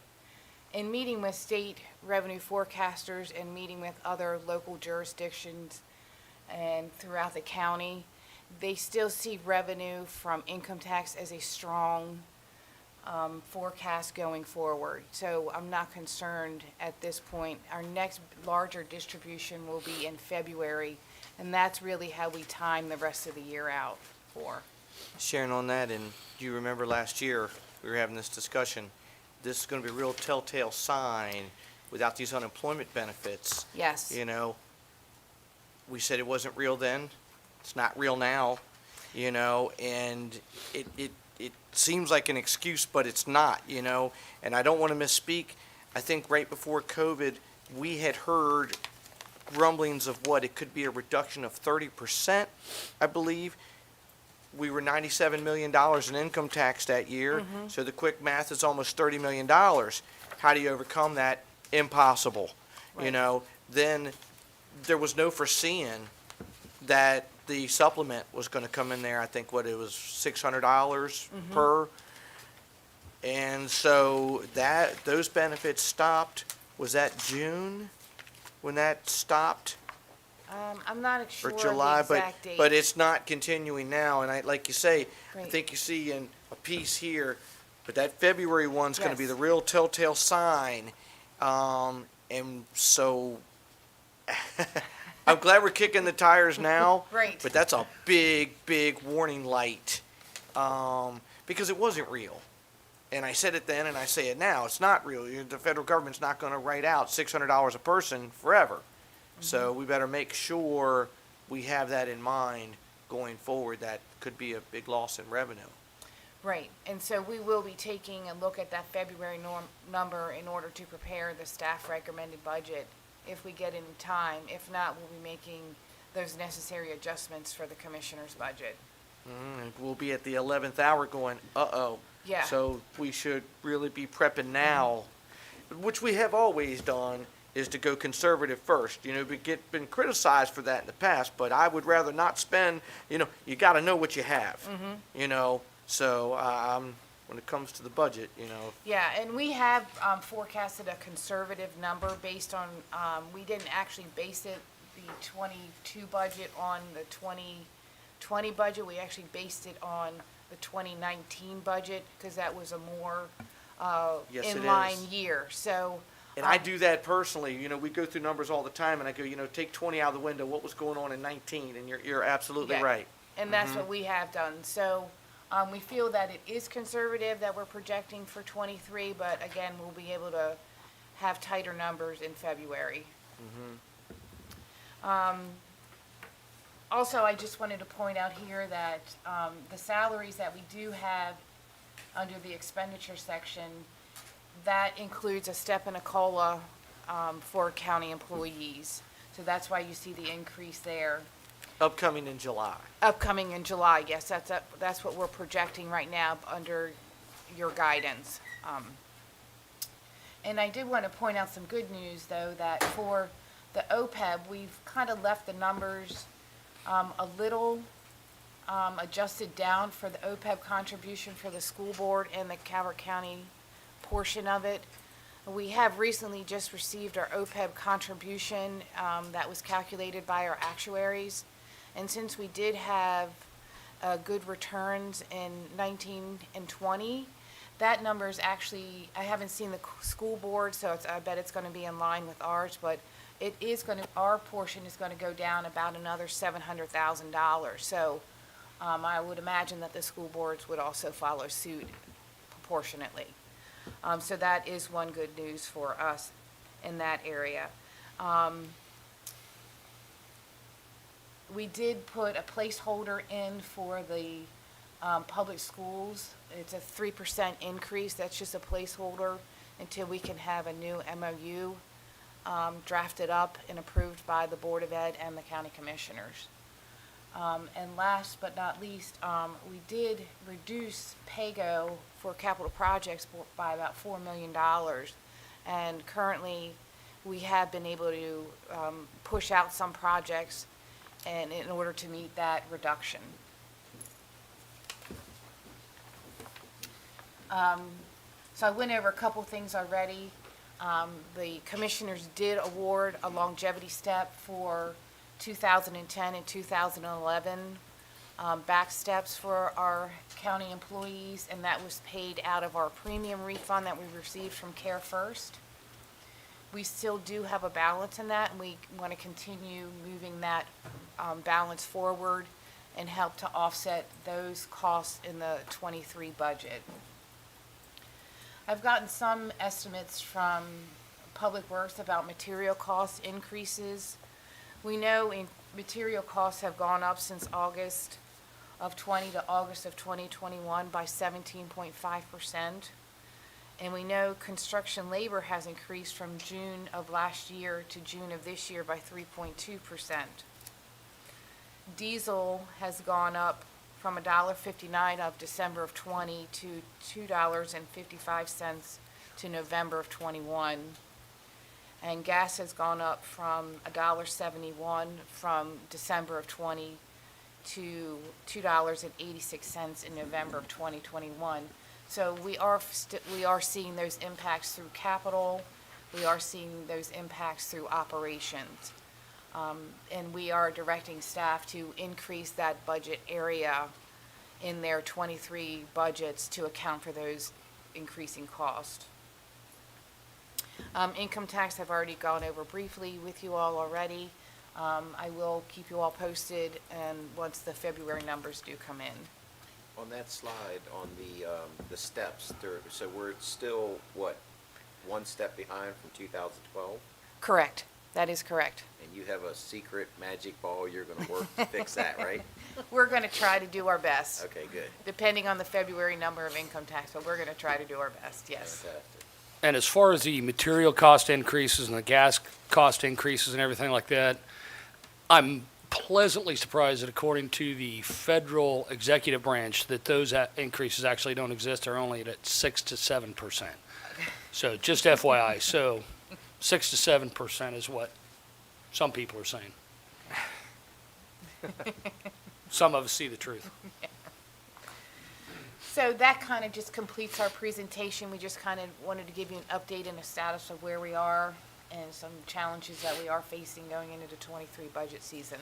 Do you have any additional questions for us or comments? I think you're on it.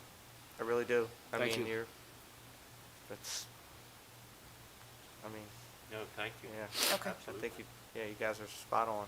Okay, if you have any questions, just reach out to Beth and I, and we'll be happy to answer any questions for you. Thank you. All right, thank you. Thank you, gentlemen. Thank you. Just Enjoy your don't day. give us your cell phone numbers.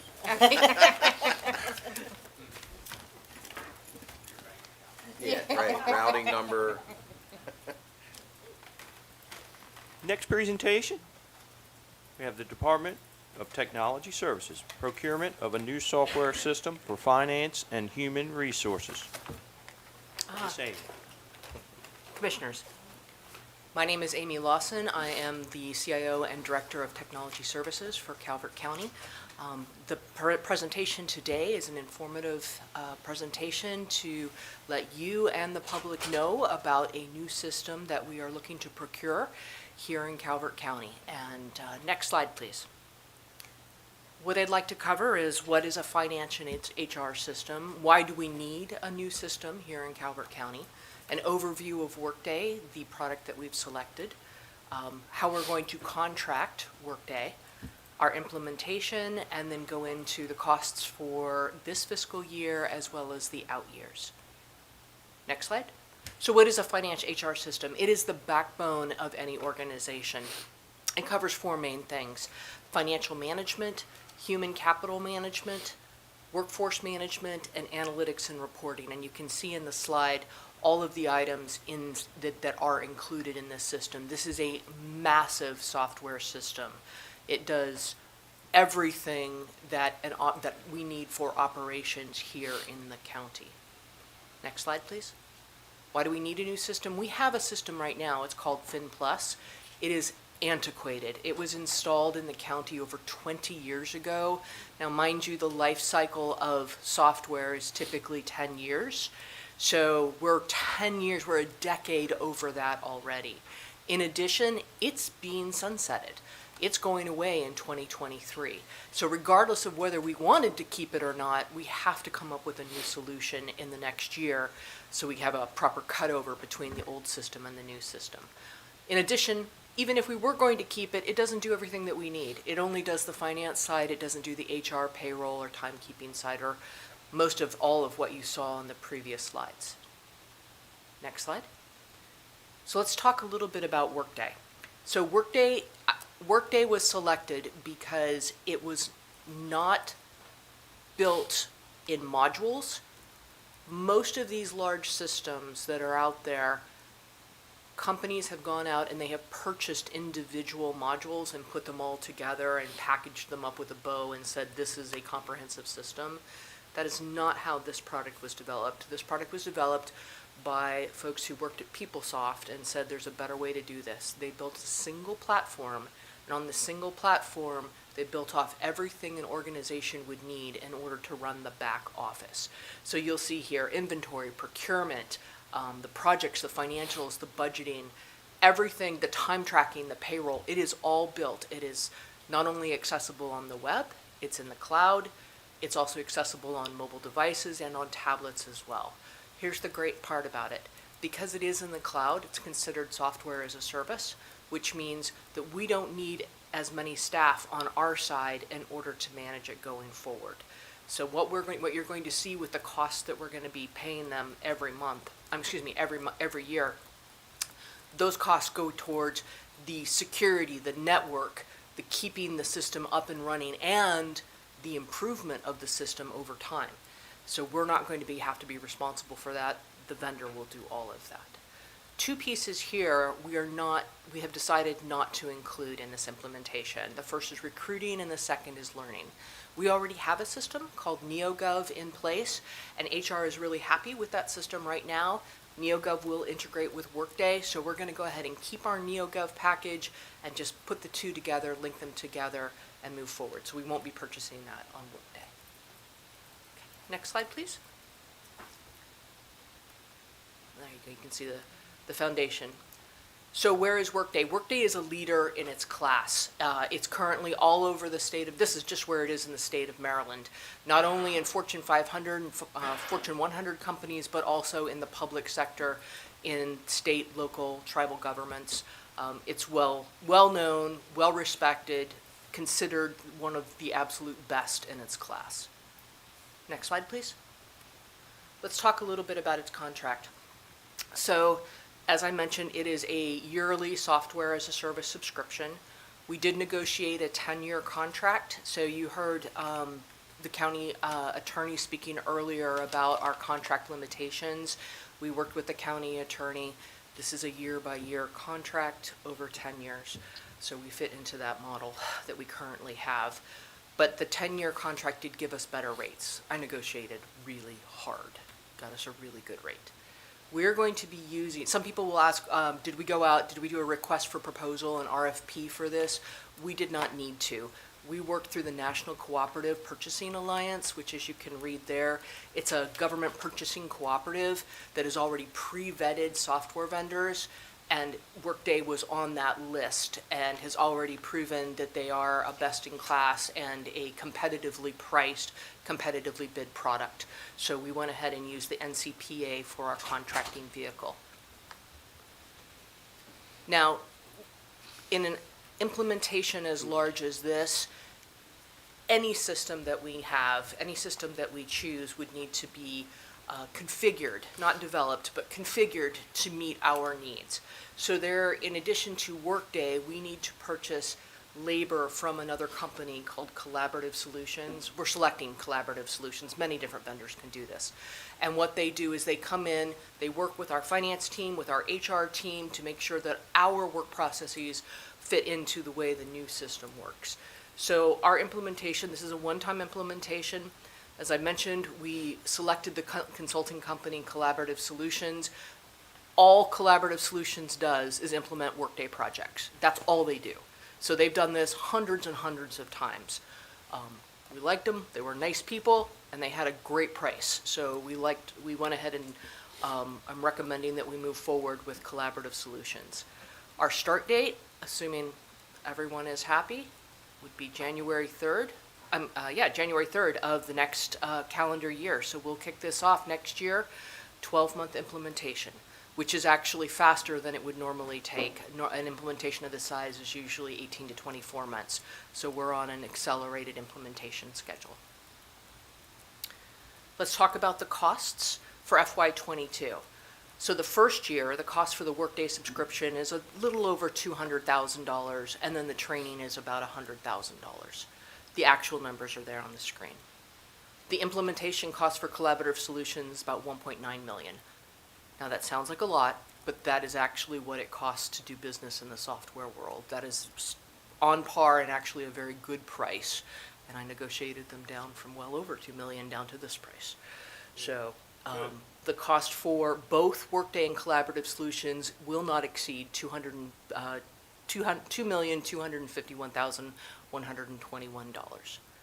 So the great news, you've already approved the funding in past years. So the funding, I'm not here asking for any additional funding. We have the funding in our capital projects as well as a little in our operating budget that we'll move over.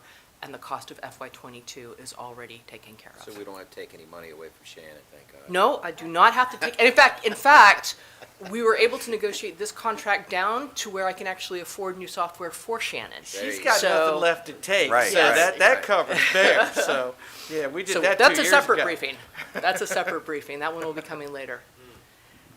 So again, the total cost, as you can see, the subscription is 10 years. We decided on a 5-year training contract. We figured after 5 years, everybody should be trained on Workday, but we wanted to ensure that everybody had the opportunity to get trained as new people come in over the next 5 years. Subsequent funding will be requested through the operating budget process in the amounts of approximately $600,000 a year. This is what these types of systems cost. So you can look here to see that the total cost per life of each contract for Workday over a course of 10 years, we're looking at about $5.2 million. The training is about $200,000. And then that one-time expense with Collaborative Solutions not to exceed 1.9. That's a time and materials contract, so it may not even be 1.9 million, depending on how many hours they spend on us.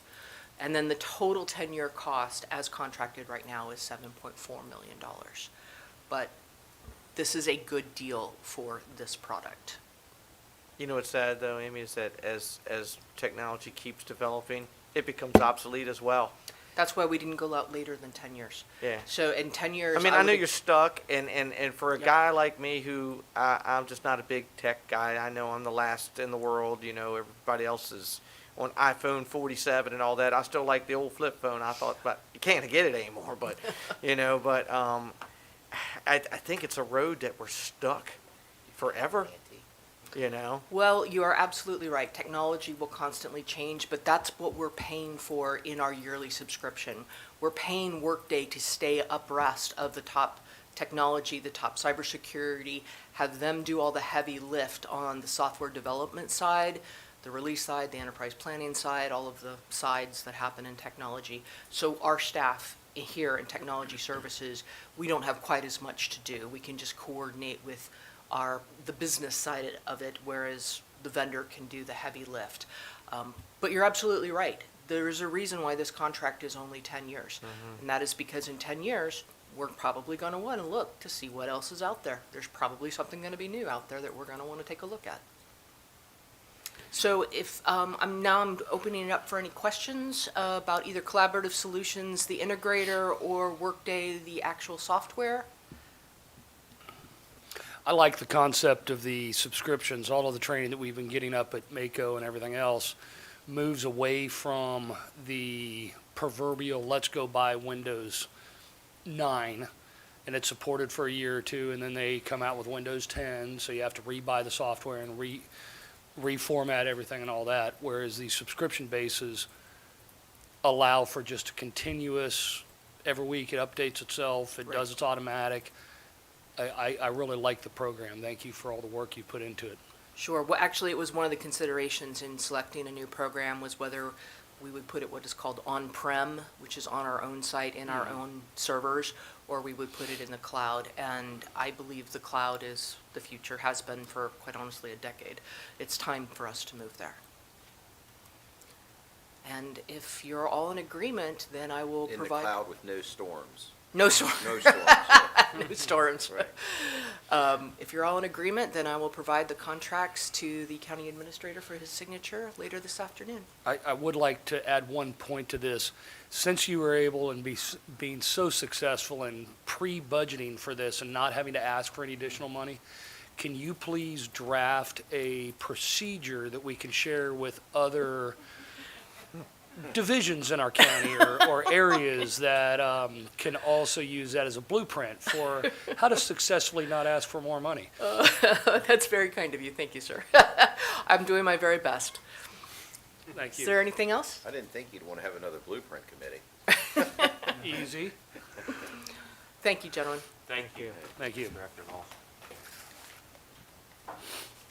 Okay, we have a work session next.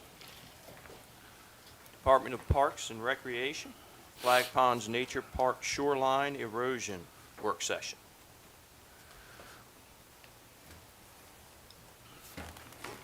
And if each of you ladies could introduce yourselves, Ms. Karen. Ms. Shannon? Good morning, Commissioner. Shannon is all Director of Parks and Recreation.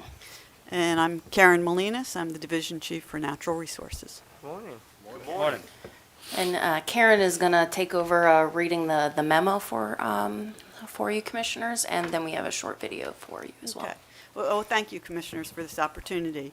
So the memo is, the background is the Board of County Commissioners entered into a project agreement with the State of Maryland Department of Natural Resources, MDDNR, for a no-interest loan to design and construct a living shoreline at Flag Ponds Nature Park.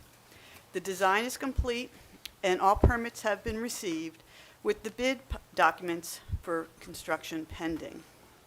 This project only covers the first 500 feet of a problematic shoreline. Future phases of shoreline protection would extend approximately 6,000 feet south of the proposed project, ultimately protecting the entire shoreline of Flag Ponds Nature Park. Shoreline erosion threatens the two freshwater ponds separated from the Chesapeake Bay by a narrow beach dune system. A breach and intrusion of brackish water would essentially destroy the freshwater, aquatic, and wetland ecosystems. Duncan's Pond, approximately 9 acres, is the southern most vulnerable pond.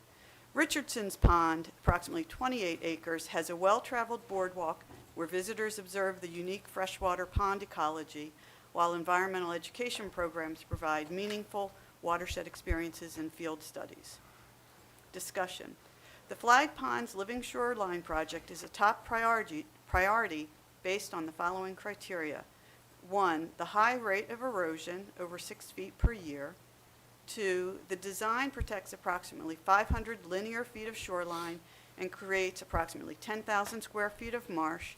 And 3, it is a public recreation area which maximizes its benefits to the surrounding community.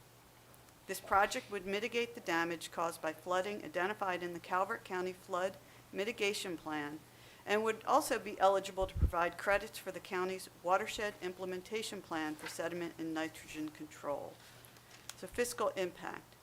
While this work session does not have fiscal impact, the erosion concern at Flag Ponds Nature Park may have a fiscal impact of approximately $8,500,000. Conclusion and recommendation. Staff will present a video created by the Division of Communications and Media Relations on the Flag Ponds Nature Park shoreline erosion concern. Thank you. Thank you, Ms. Karen. And so I think Technology Services has the video ready to go? Oh, there, okay.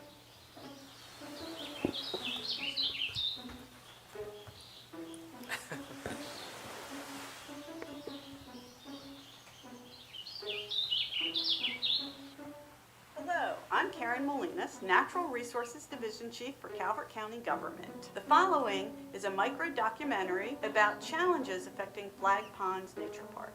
Flag Ponds Nature Park is a public recreational area in Calvert County, Maryland that provides passive recreation to more than 40,000 people a year. For 30 years, local students have participated in field trips in the park. Known for freshwater ponds accessible by boardwalks, year-round hiking trails, and a popular spot to hunt for shark's teeth and fossils.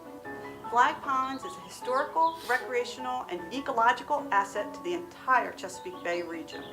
But Flag Ponds Nature Park is in trouble. The shoreline is eroding at rates exceeding 6 feet a year, threatening the delicate ecosystem of the park, destroying the freshwater, aquatic, and wetland ecosystems.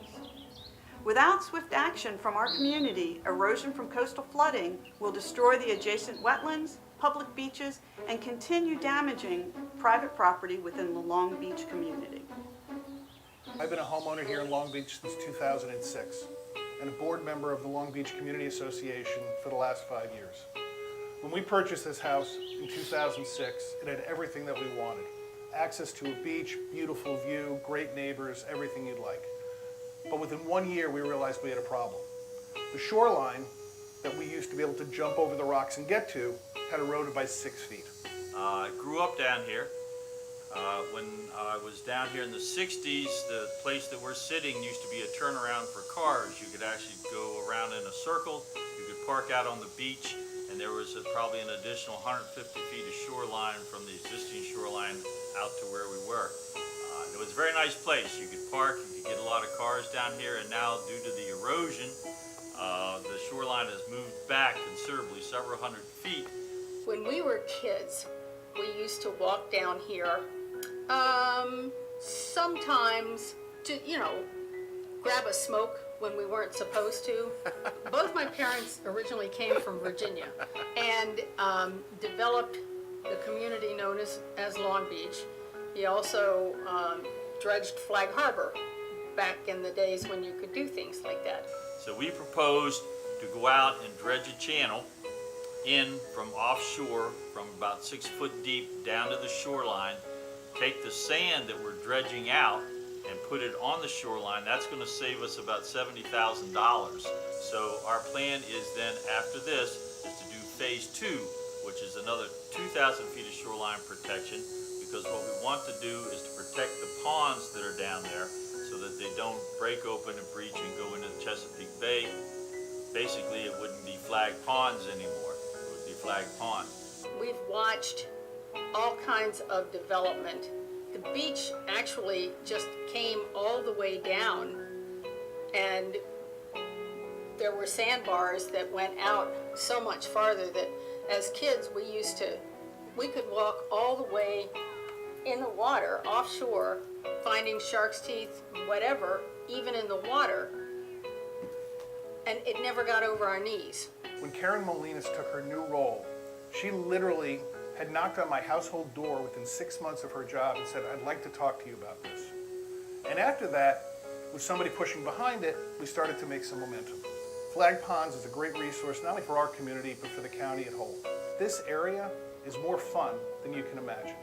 It's a great community, the neighbors are friendly, and most importantly, it's very welcoming to the entire county.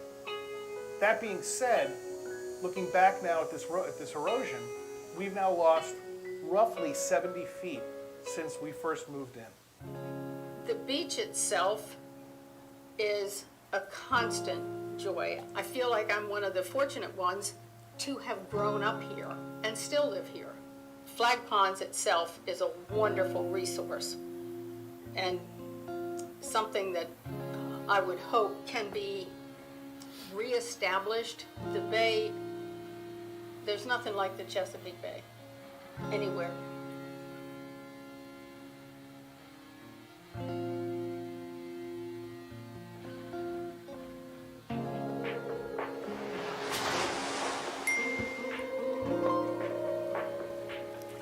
Outstanding video.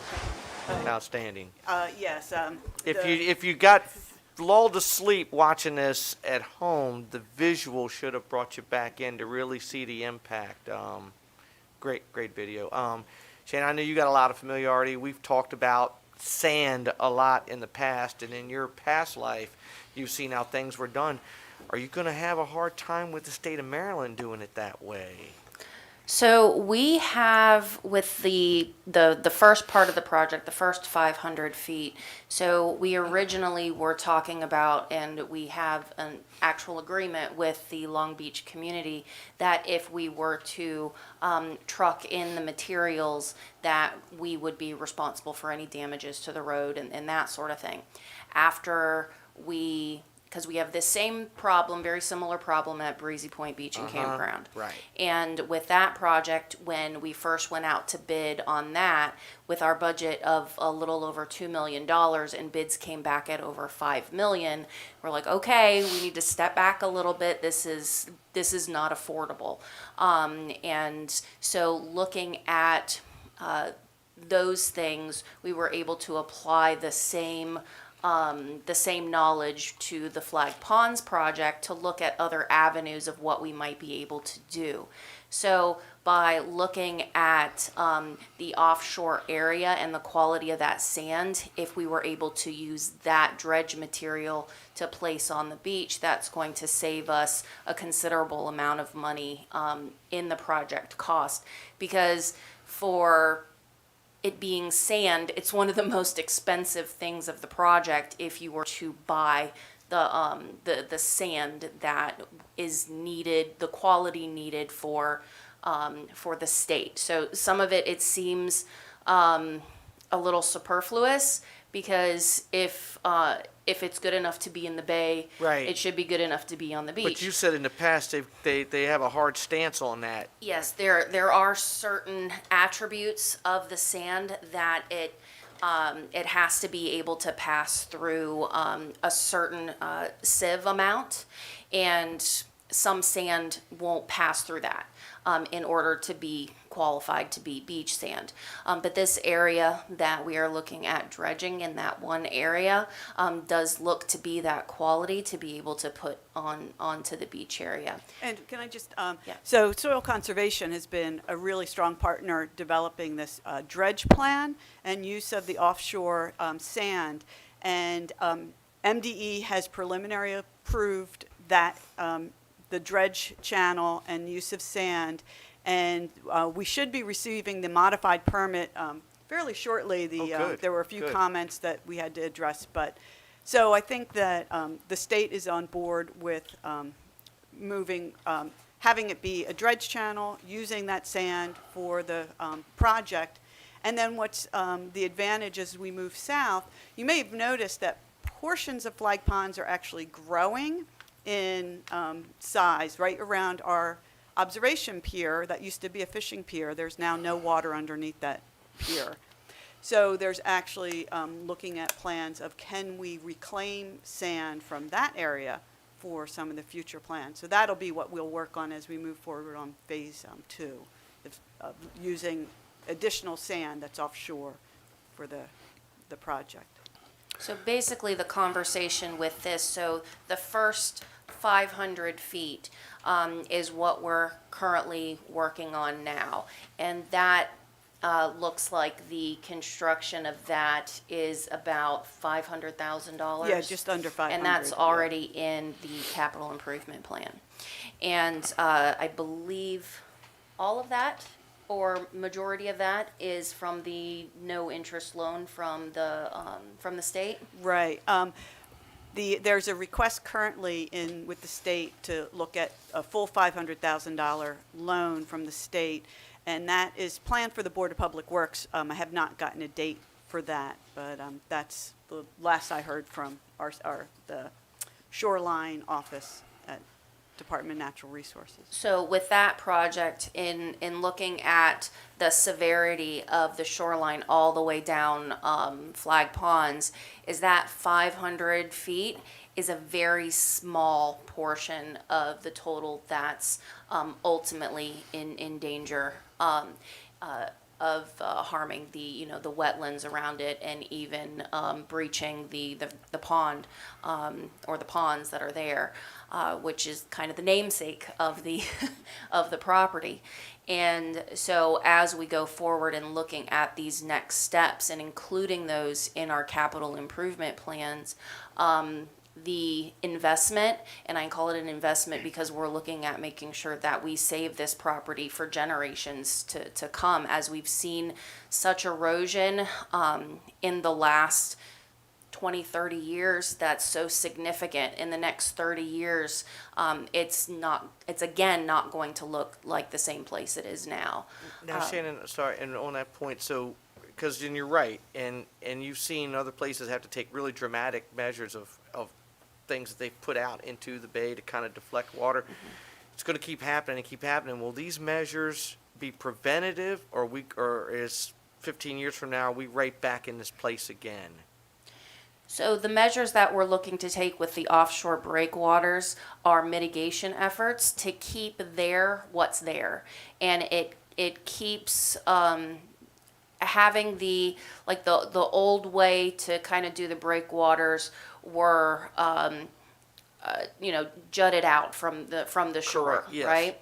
So in this case, they're offshore and they're blocking the tide, the weather, the winds and everything that can come in and out of that shoreline area to help keep there what's there. So if we're then able to add some of that dredged sand into that area, the hope is that it's going to be able to keep that sand there for longer. Now, there's always going to be weather events. Storm. Well, look at that tidal surge we just had. I right. mean, we've never seen something like that. I Right. mean, it was. But in the benefit of these breakwaters is because they're offshore. It's not pounding in different directions than right on shore. So it kind of goes with the flow of the water for the most part to help keep there what's there. Again, will there be repairs needed in the future, 30 years down the Sure, line? sure. Probably. But that's going to be with this type of location and, general erosion, across the county. But it's like a building block, you would say, right? It's not- Yeah, okay. you're Not always just a going to stopgap be- measure, more of a. Yeah, I mean, Okay. it's going, just like anything when you're looking at a jetty or something like that, when you build it, you plan on it being there for, 30, 40 years. This is something that's very similar that we would expect. And also, the loan agreement did require that any design account for anticipated sea level rise. So it is being built for future sea Good. level Good. versus today's sea level, so. If it's the same offshore building and structures that some of the other shoreline stabilization areas are trying to accomplish, it's my understanding that if properly placed, they will actually, through natural means, currents, tides, and winds, actually bring in and deposit more beach by itself, bringing it in and helping accomplish more sand that doesn't even have to be dredged. It actually brings it in and of itself. And with working with some of those other shoreline stabilization locations in our county, I've noticed that they are getting some pushback and some roadblocks from our county health department. Do you guys see any roadblocks from the health department on these projects? On this one, we have not. Good. At this point, I think between this one and Breezy Point, I think the Army Corps has been the longest. The only, I would say, challenge, or the biggest challenge is, and it's not so much here at Flag Ponds, because of the location of the project isn't smack dab where people are enjoying the beach. So, but a lot of times when we do have these projects, there are certain times of year that you can do construction, which is during the busiest season of the year for beach use. So there is those struggles, but not so much with this particular project because it is in an area that's not frequented by beachgoers. Right, it's not really the public beach currently we do the weekly testing in the summer, so. Okay. Very good. Any other Thank you. questions?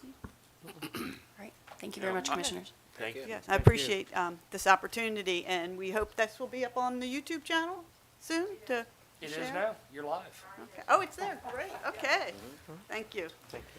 Subscribe. We'll get to that in a minute.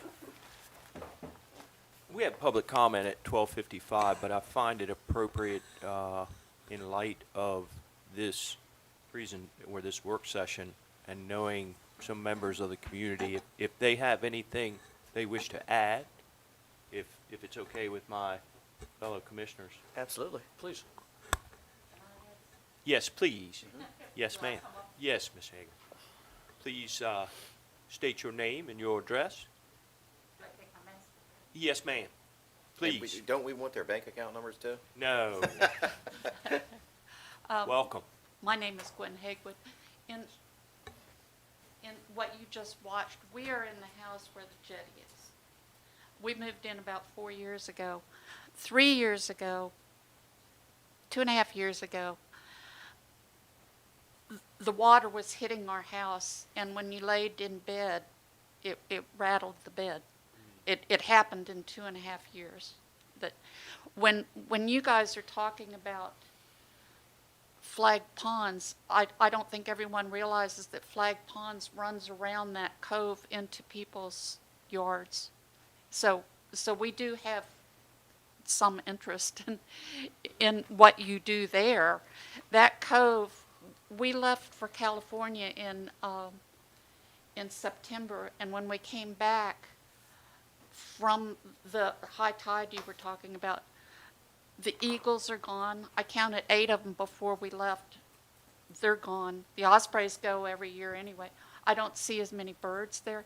They knocked down all the trees that were in that shoreline. It's going fast is what I want to say. Real fast. And waiting around for years and years for this to go through all the red tape, we're losing yards and yards of shoreline just while we're talking about it. And it's knocking at our doors. So, thank you. Thank you. And I can't speak for the other board members, but we'll work diligently with the delegation at the state level and do what we can to make it as timely as possible. I know Director Wilson Freeland was working on this, I guess the time frame, maybe 5-6 years ago when this began. Mr. Richard, is that about appropriate, would you say? Yes. I didn't mean to call you out, sir. You are a star on the video, so, no. And please. Good afternoon. I'm Richard Wilder, and by no way am I a star on any video known to man. So actually, I want to be here as 2 things. One, as a resident of Long Beach, but also second, as the president of the community association. You've already heard the story. It's pretty straightforward. The thing I want to say is thank you. If you go back in the archives of this group, you'll find a letter from me in 2007 or 2008 where we brought this to the attention. And without naming names, the phone call that I followed up with, the message I received was, not our problem, followed by, yes, we knew when we put in that Army Corps of Engineer jetty, which you guys know where that is, why our place, we knew the water would push in there because we knew we wanted the sand down at the beach, down at the Calvert Beach, or the Flag Ponds Beach. And I was blown away. Because A, it was my first, having bought a house here in 2006, I found that people in the county have been really cool. But it was the first time I ever got the not my problem. But it wasn't until Karen kind of stepped in, and then Steve, you're right, the ball started rolling, that this has now gotten the attention that we think it needs. The scary thing is, since that letter was written, and today, you're talking 100 feet of shoreline. So just to kind of put it in proportion, or perspective. So really, look, the story speaks for itself. Obviously, our community has got a vested, interest in what you choose to do and what you can do to help to support. But really, just thanks for making it part of this topic, and thank you for allowing Karen to kind of champion it. Steve, any other questions you had for me, or? I did get an opportunity to go down yesterday afternoon and look and see firsthand and walk around down there at the end of the street, and it is very eye-opening. Well, to give you in perspective, we owned that house that was the last one on the right. We've since then moved up the hill, and my kids used to be able to jump from the corner of that jetty and land on sand, or they could walk that whole shoreline and kind of use it as a human jungle gym with all the different trees. And you can kind of see now they'd have to swim to get to shore or wade to get to shore. And it was a low tide yesterday when I was there, and the water was at the base of those rocks. Well, hopefully you found a couple good shark's teeth, because usually you can get a couple out there. Yeah, the shoes I had on wouldn't cooperate. There you go. But yeah, it's not good. Right. So. And it's a problem everywhere as well. Like on St. Leonard's Creek, talked to a gentleman down there. He used to actually have a beach. And now, it's the water's right up, to the property line, and he's had to, put the rock out and everything. It's erosion's real deal.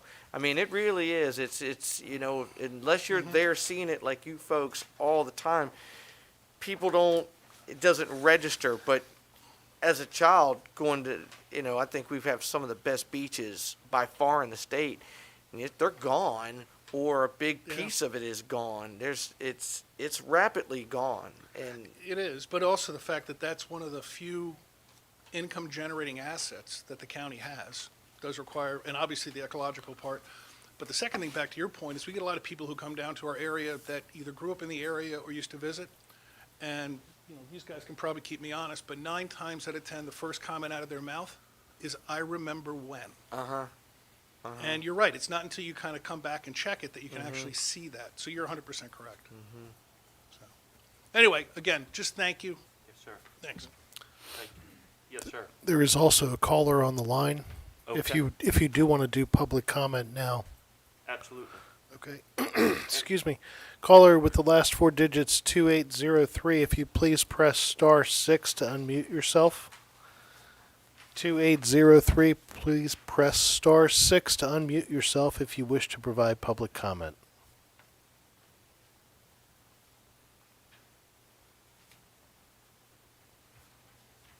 Or not. Thank you, Council. They may just be listening. Thank you. And do we have any more members in the gallery that wish to speak?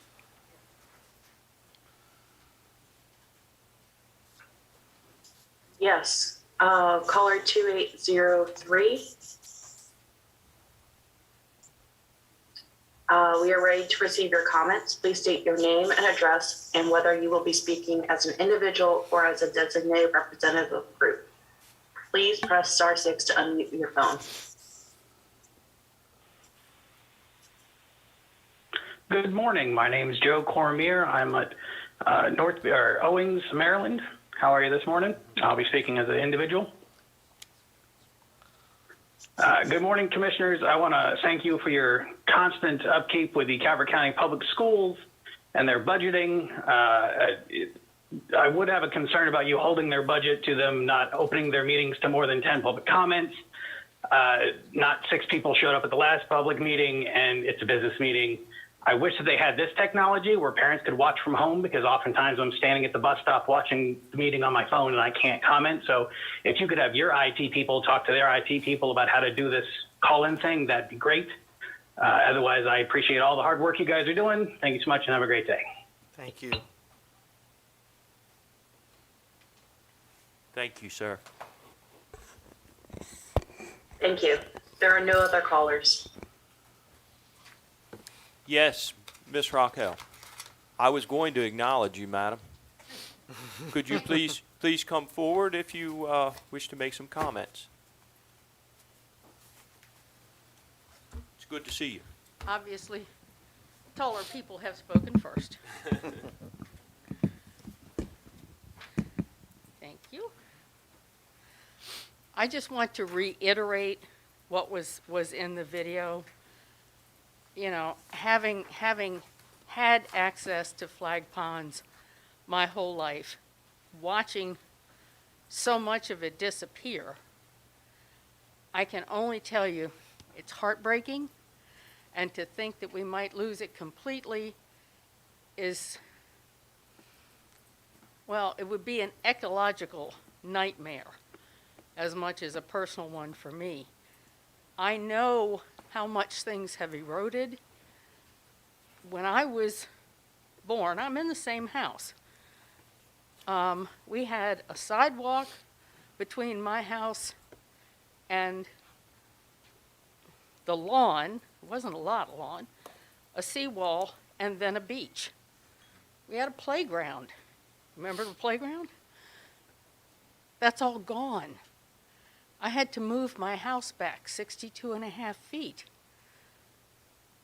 Believe me, erosion is real, and if we can find anything to slow it, to mitigate it, please let's do it. It worked at Jefferson Patterson Park. Let's see if it'll work on the bay. Thank you. Thank you.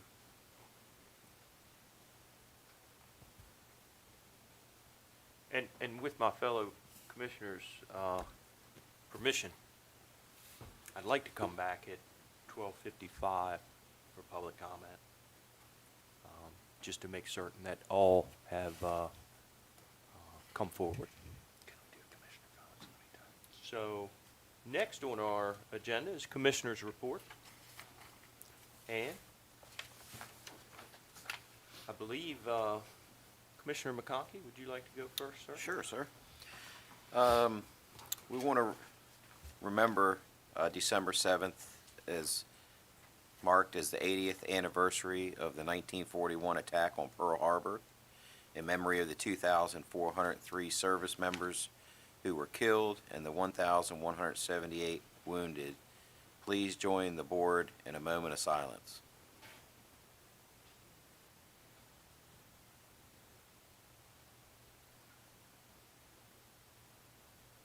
Thank you. Thank you, Commissioner McConkey. Commissioner Hart, do you have anything, sir? Thank you, Mr. President. Once again, I know we spoke at the beginning. Once again, my condolences to Senator Fowler and his family. You know, as a little kid, you know, he's just an icon, and everybody knows it. Everybody has a thing. So just once again, my condolences. Also is the U.S. National Guard birthday on December 13th. It was the 381st birthday of our U.S. National Guard. This commemorates the day in 1636 when the first militia regiments were first organized in Massachusetts to defend the colony. The descendants of the first regiments are the oldest units in the U.S. military. The birth of these units symbolized the founding of all state, territory, and District of Columbia militias that make up today's National Guard. So once again, recognize that. And just to everyone out there, you know, I know it's holiday time and we're all busy, but we learn from you. You can't be everywhere, so please feel free, you know, email, text, what have you. Any concerns, you know, the faster we know about it, the faster we can respond. So I welcome just all that input, and that's all I got. Thank you, Commissioner Hart. Commissioner Gadway? Thank you, sir. About a week ago, we got a new testing facility in Dunkirk for COVID. If you have any questions about that, you can reach out to our staff. They can help point you in the right direction, or you just go into Dunkirk Park, and they have drive-through or drive-up testing available there with pretty quick turnaround on result times. I did have the opportunity to go to the Maryland Association of Counties conferences last week. I attended as many sessions as I could.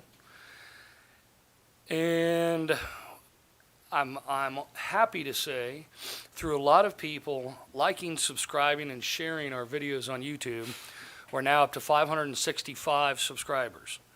This is a goal that we took on earlier in the year to try and get to 1,000 subscribers in order to save the county funds while still being able to make sure that those with hearing impairments are covered with the closed captioning. So if you have not yet, please share our channel with friends and family within the county and throughout Southern Maryland. Please ask them to subscribe to the channel. And if they want to see when new videos come out, we've got a great team, great media team. They send videos out weekly, actually multiple times a week. So please like, subscribe, and share those. December 15th marks Bill of Rights Day. On December 15th, we commemorate the ratification of the first 10 amendments to the U.S. Constitution, which, as we all know, are the Bill of Rights. The first 10 amendments were ratified on December 15th, 1791. The Bill of Rights protects the most fundamental rights of all Americans and provides the basis for individual freedoms and the American society that we enjoy today. The First Amendment is the freedom of religion, speech, press, assembly, and petition. Second, summarized, is the right to keep and bear arms. Third, the freedom from forced quartering of soldiers in residential homes. The fourth is the freedom from unreasonable searches and seizures. The right to due process of law, freedom from self-incrimination, and double jeopardy is our Fifth Amendment. The Sixth Amendment is the rights of accused persons, the right to a speedy public trial. The right to a jury trial in civil cases is our Seventh Amendment. Eighth is the freedom from excessive bail, cruel, and unusual punishments. Ninth, the people have the right, but the people may have other rights that are not listed in the Constitution. And the 10th and some people consider the most important, is the federal government only has those powers delegated to it in the Constitution. If it isn't listed, it belongs to the people or the states. We need to remind ourselves of what has brought us to the great country and what helped form the great country that we live in today. And the U.S. Constitution is the backbone of that, and the Bill of Rights is the heartbeat. So please remember that on December 15th. Thank you. Thank you, Commissioner Gadway. So, we lost Senator Fowler last week.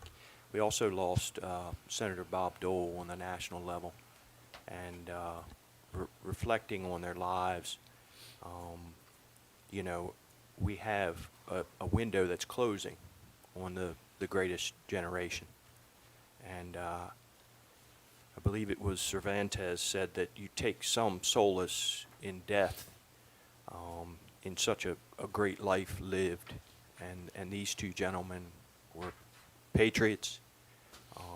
They lived life to the fullest, and just want to pay homage to them. And in addition, Wreaths Across America Day is December 18th. Each December, Wreaths Across America coordinates wreath-laying ceremonies to honor our nation's heroes at Arlington National Cemetery, as well as at more than 2,500 other locations in all 50 states, at sea and abroad.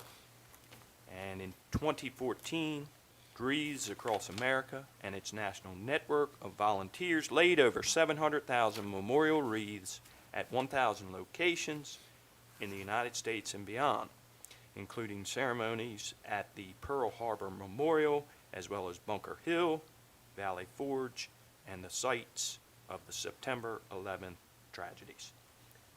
And I know we're going to come back at 12:55 for public comment, but I want my friends and neighbors, I want to thank you all for coming in today. And if we can have a motion. Did you want to stay in session, or? Well, we can go ahead and come back. Let's just recess until 12:55. Steve, I have one more thing I'd like to say. No, please, Commissioner Coffey. I was honored to attend the Calvert Cadet Squadron Annual Awards Banquet. Ed Sullivan, who's employed by Calvert County, is just one great guy. He wears many hats in the county and puts in so much time with this squadron. And also, it's the 80th birthday to the Civil Air Patrol. And these are young gentlemen and ladies that do a lot of things that people don't know. Like, we've had kids go missing in the county, and they send out search and rescue teams and things like that. So they do a lot in the community that a lot of people are probably not aware of this squadron. So just want to thank Ed Sullivan for all his work. Absolutely. Thank you, Commissioner McConkey. Commissioner, if I Yes, may. sir, please. If there are no callers when you come back at 12:55, you'd have to come back on camera to do your motion to go into exec session. If you accept the motion to go into exec session now, you can recess from that at 12:55 if there are people who wish to speak, and then just go back into exec session. Okay. So your purview, gentlemen. I need a motion. I'd like to make a motion, if I understand the county attorney correctly, go ahead and, okay. I'd like to make a motion to enter executive session pursuant to general provisions, article, sections 305B1I, to discuss compensation, removal, resignation, or performance evaluation of employees over whom it has, or over whom the board has jurisdiction. We have a motion on the floor. Second. We have a second. All those in favor? Aye. Aye. Opposed? Thank you. We will return at 12:55.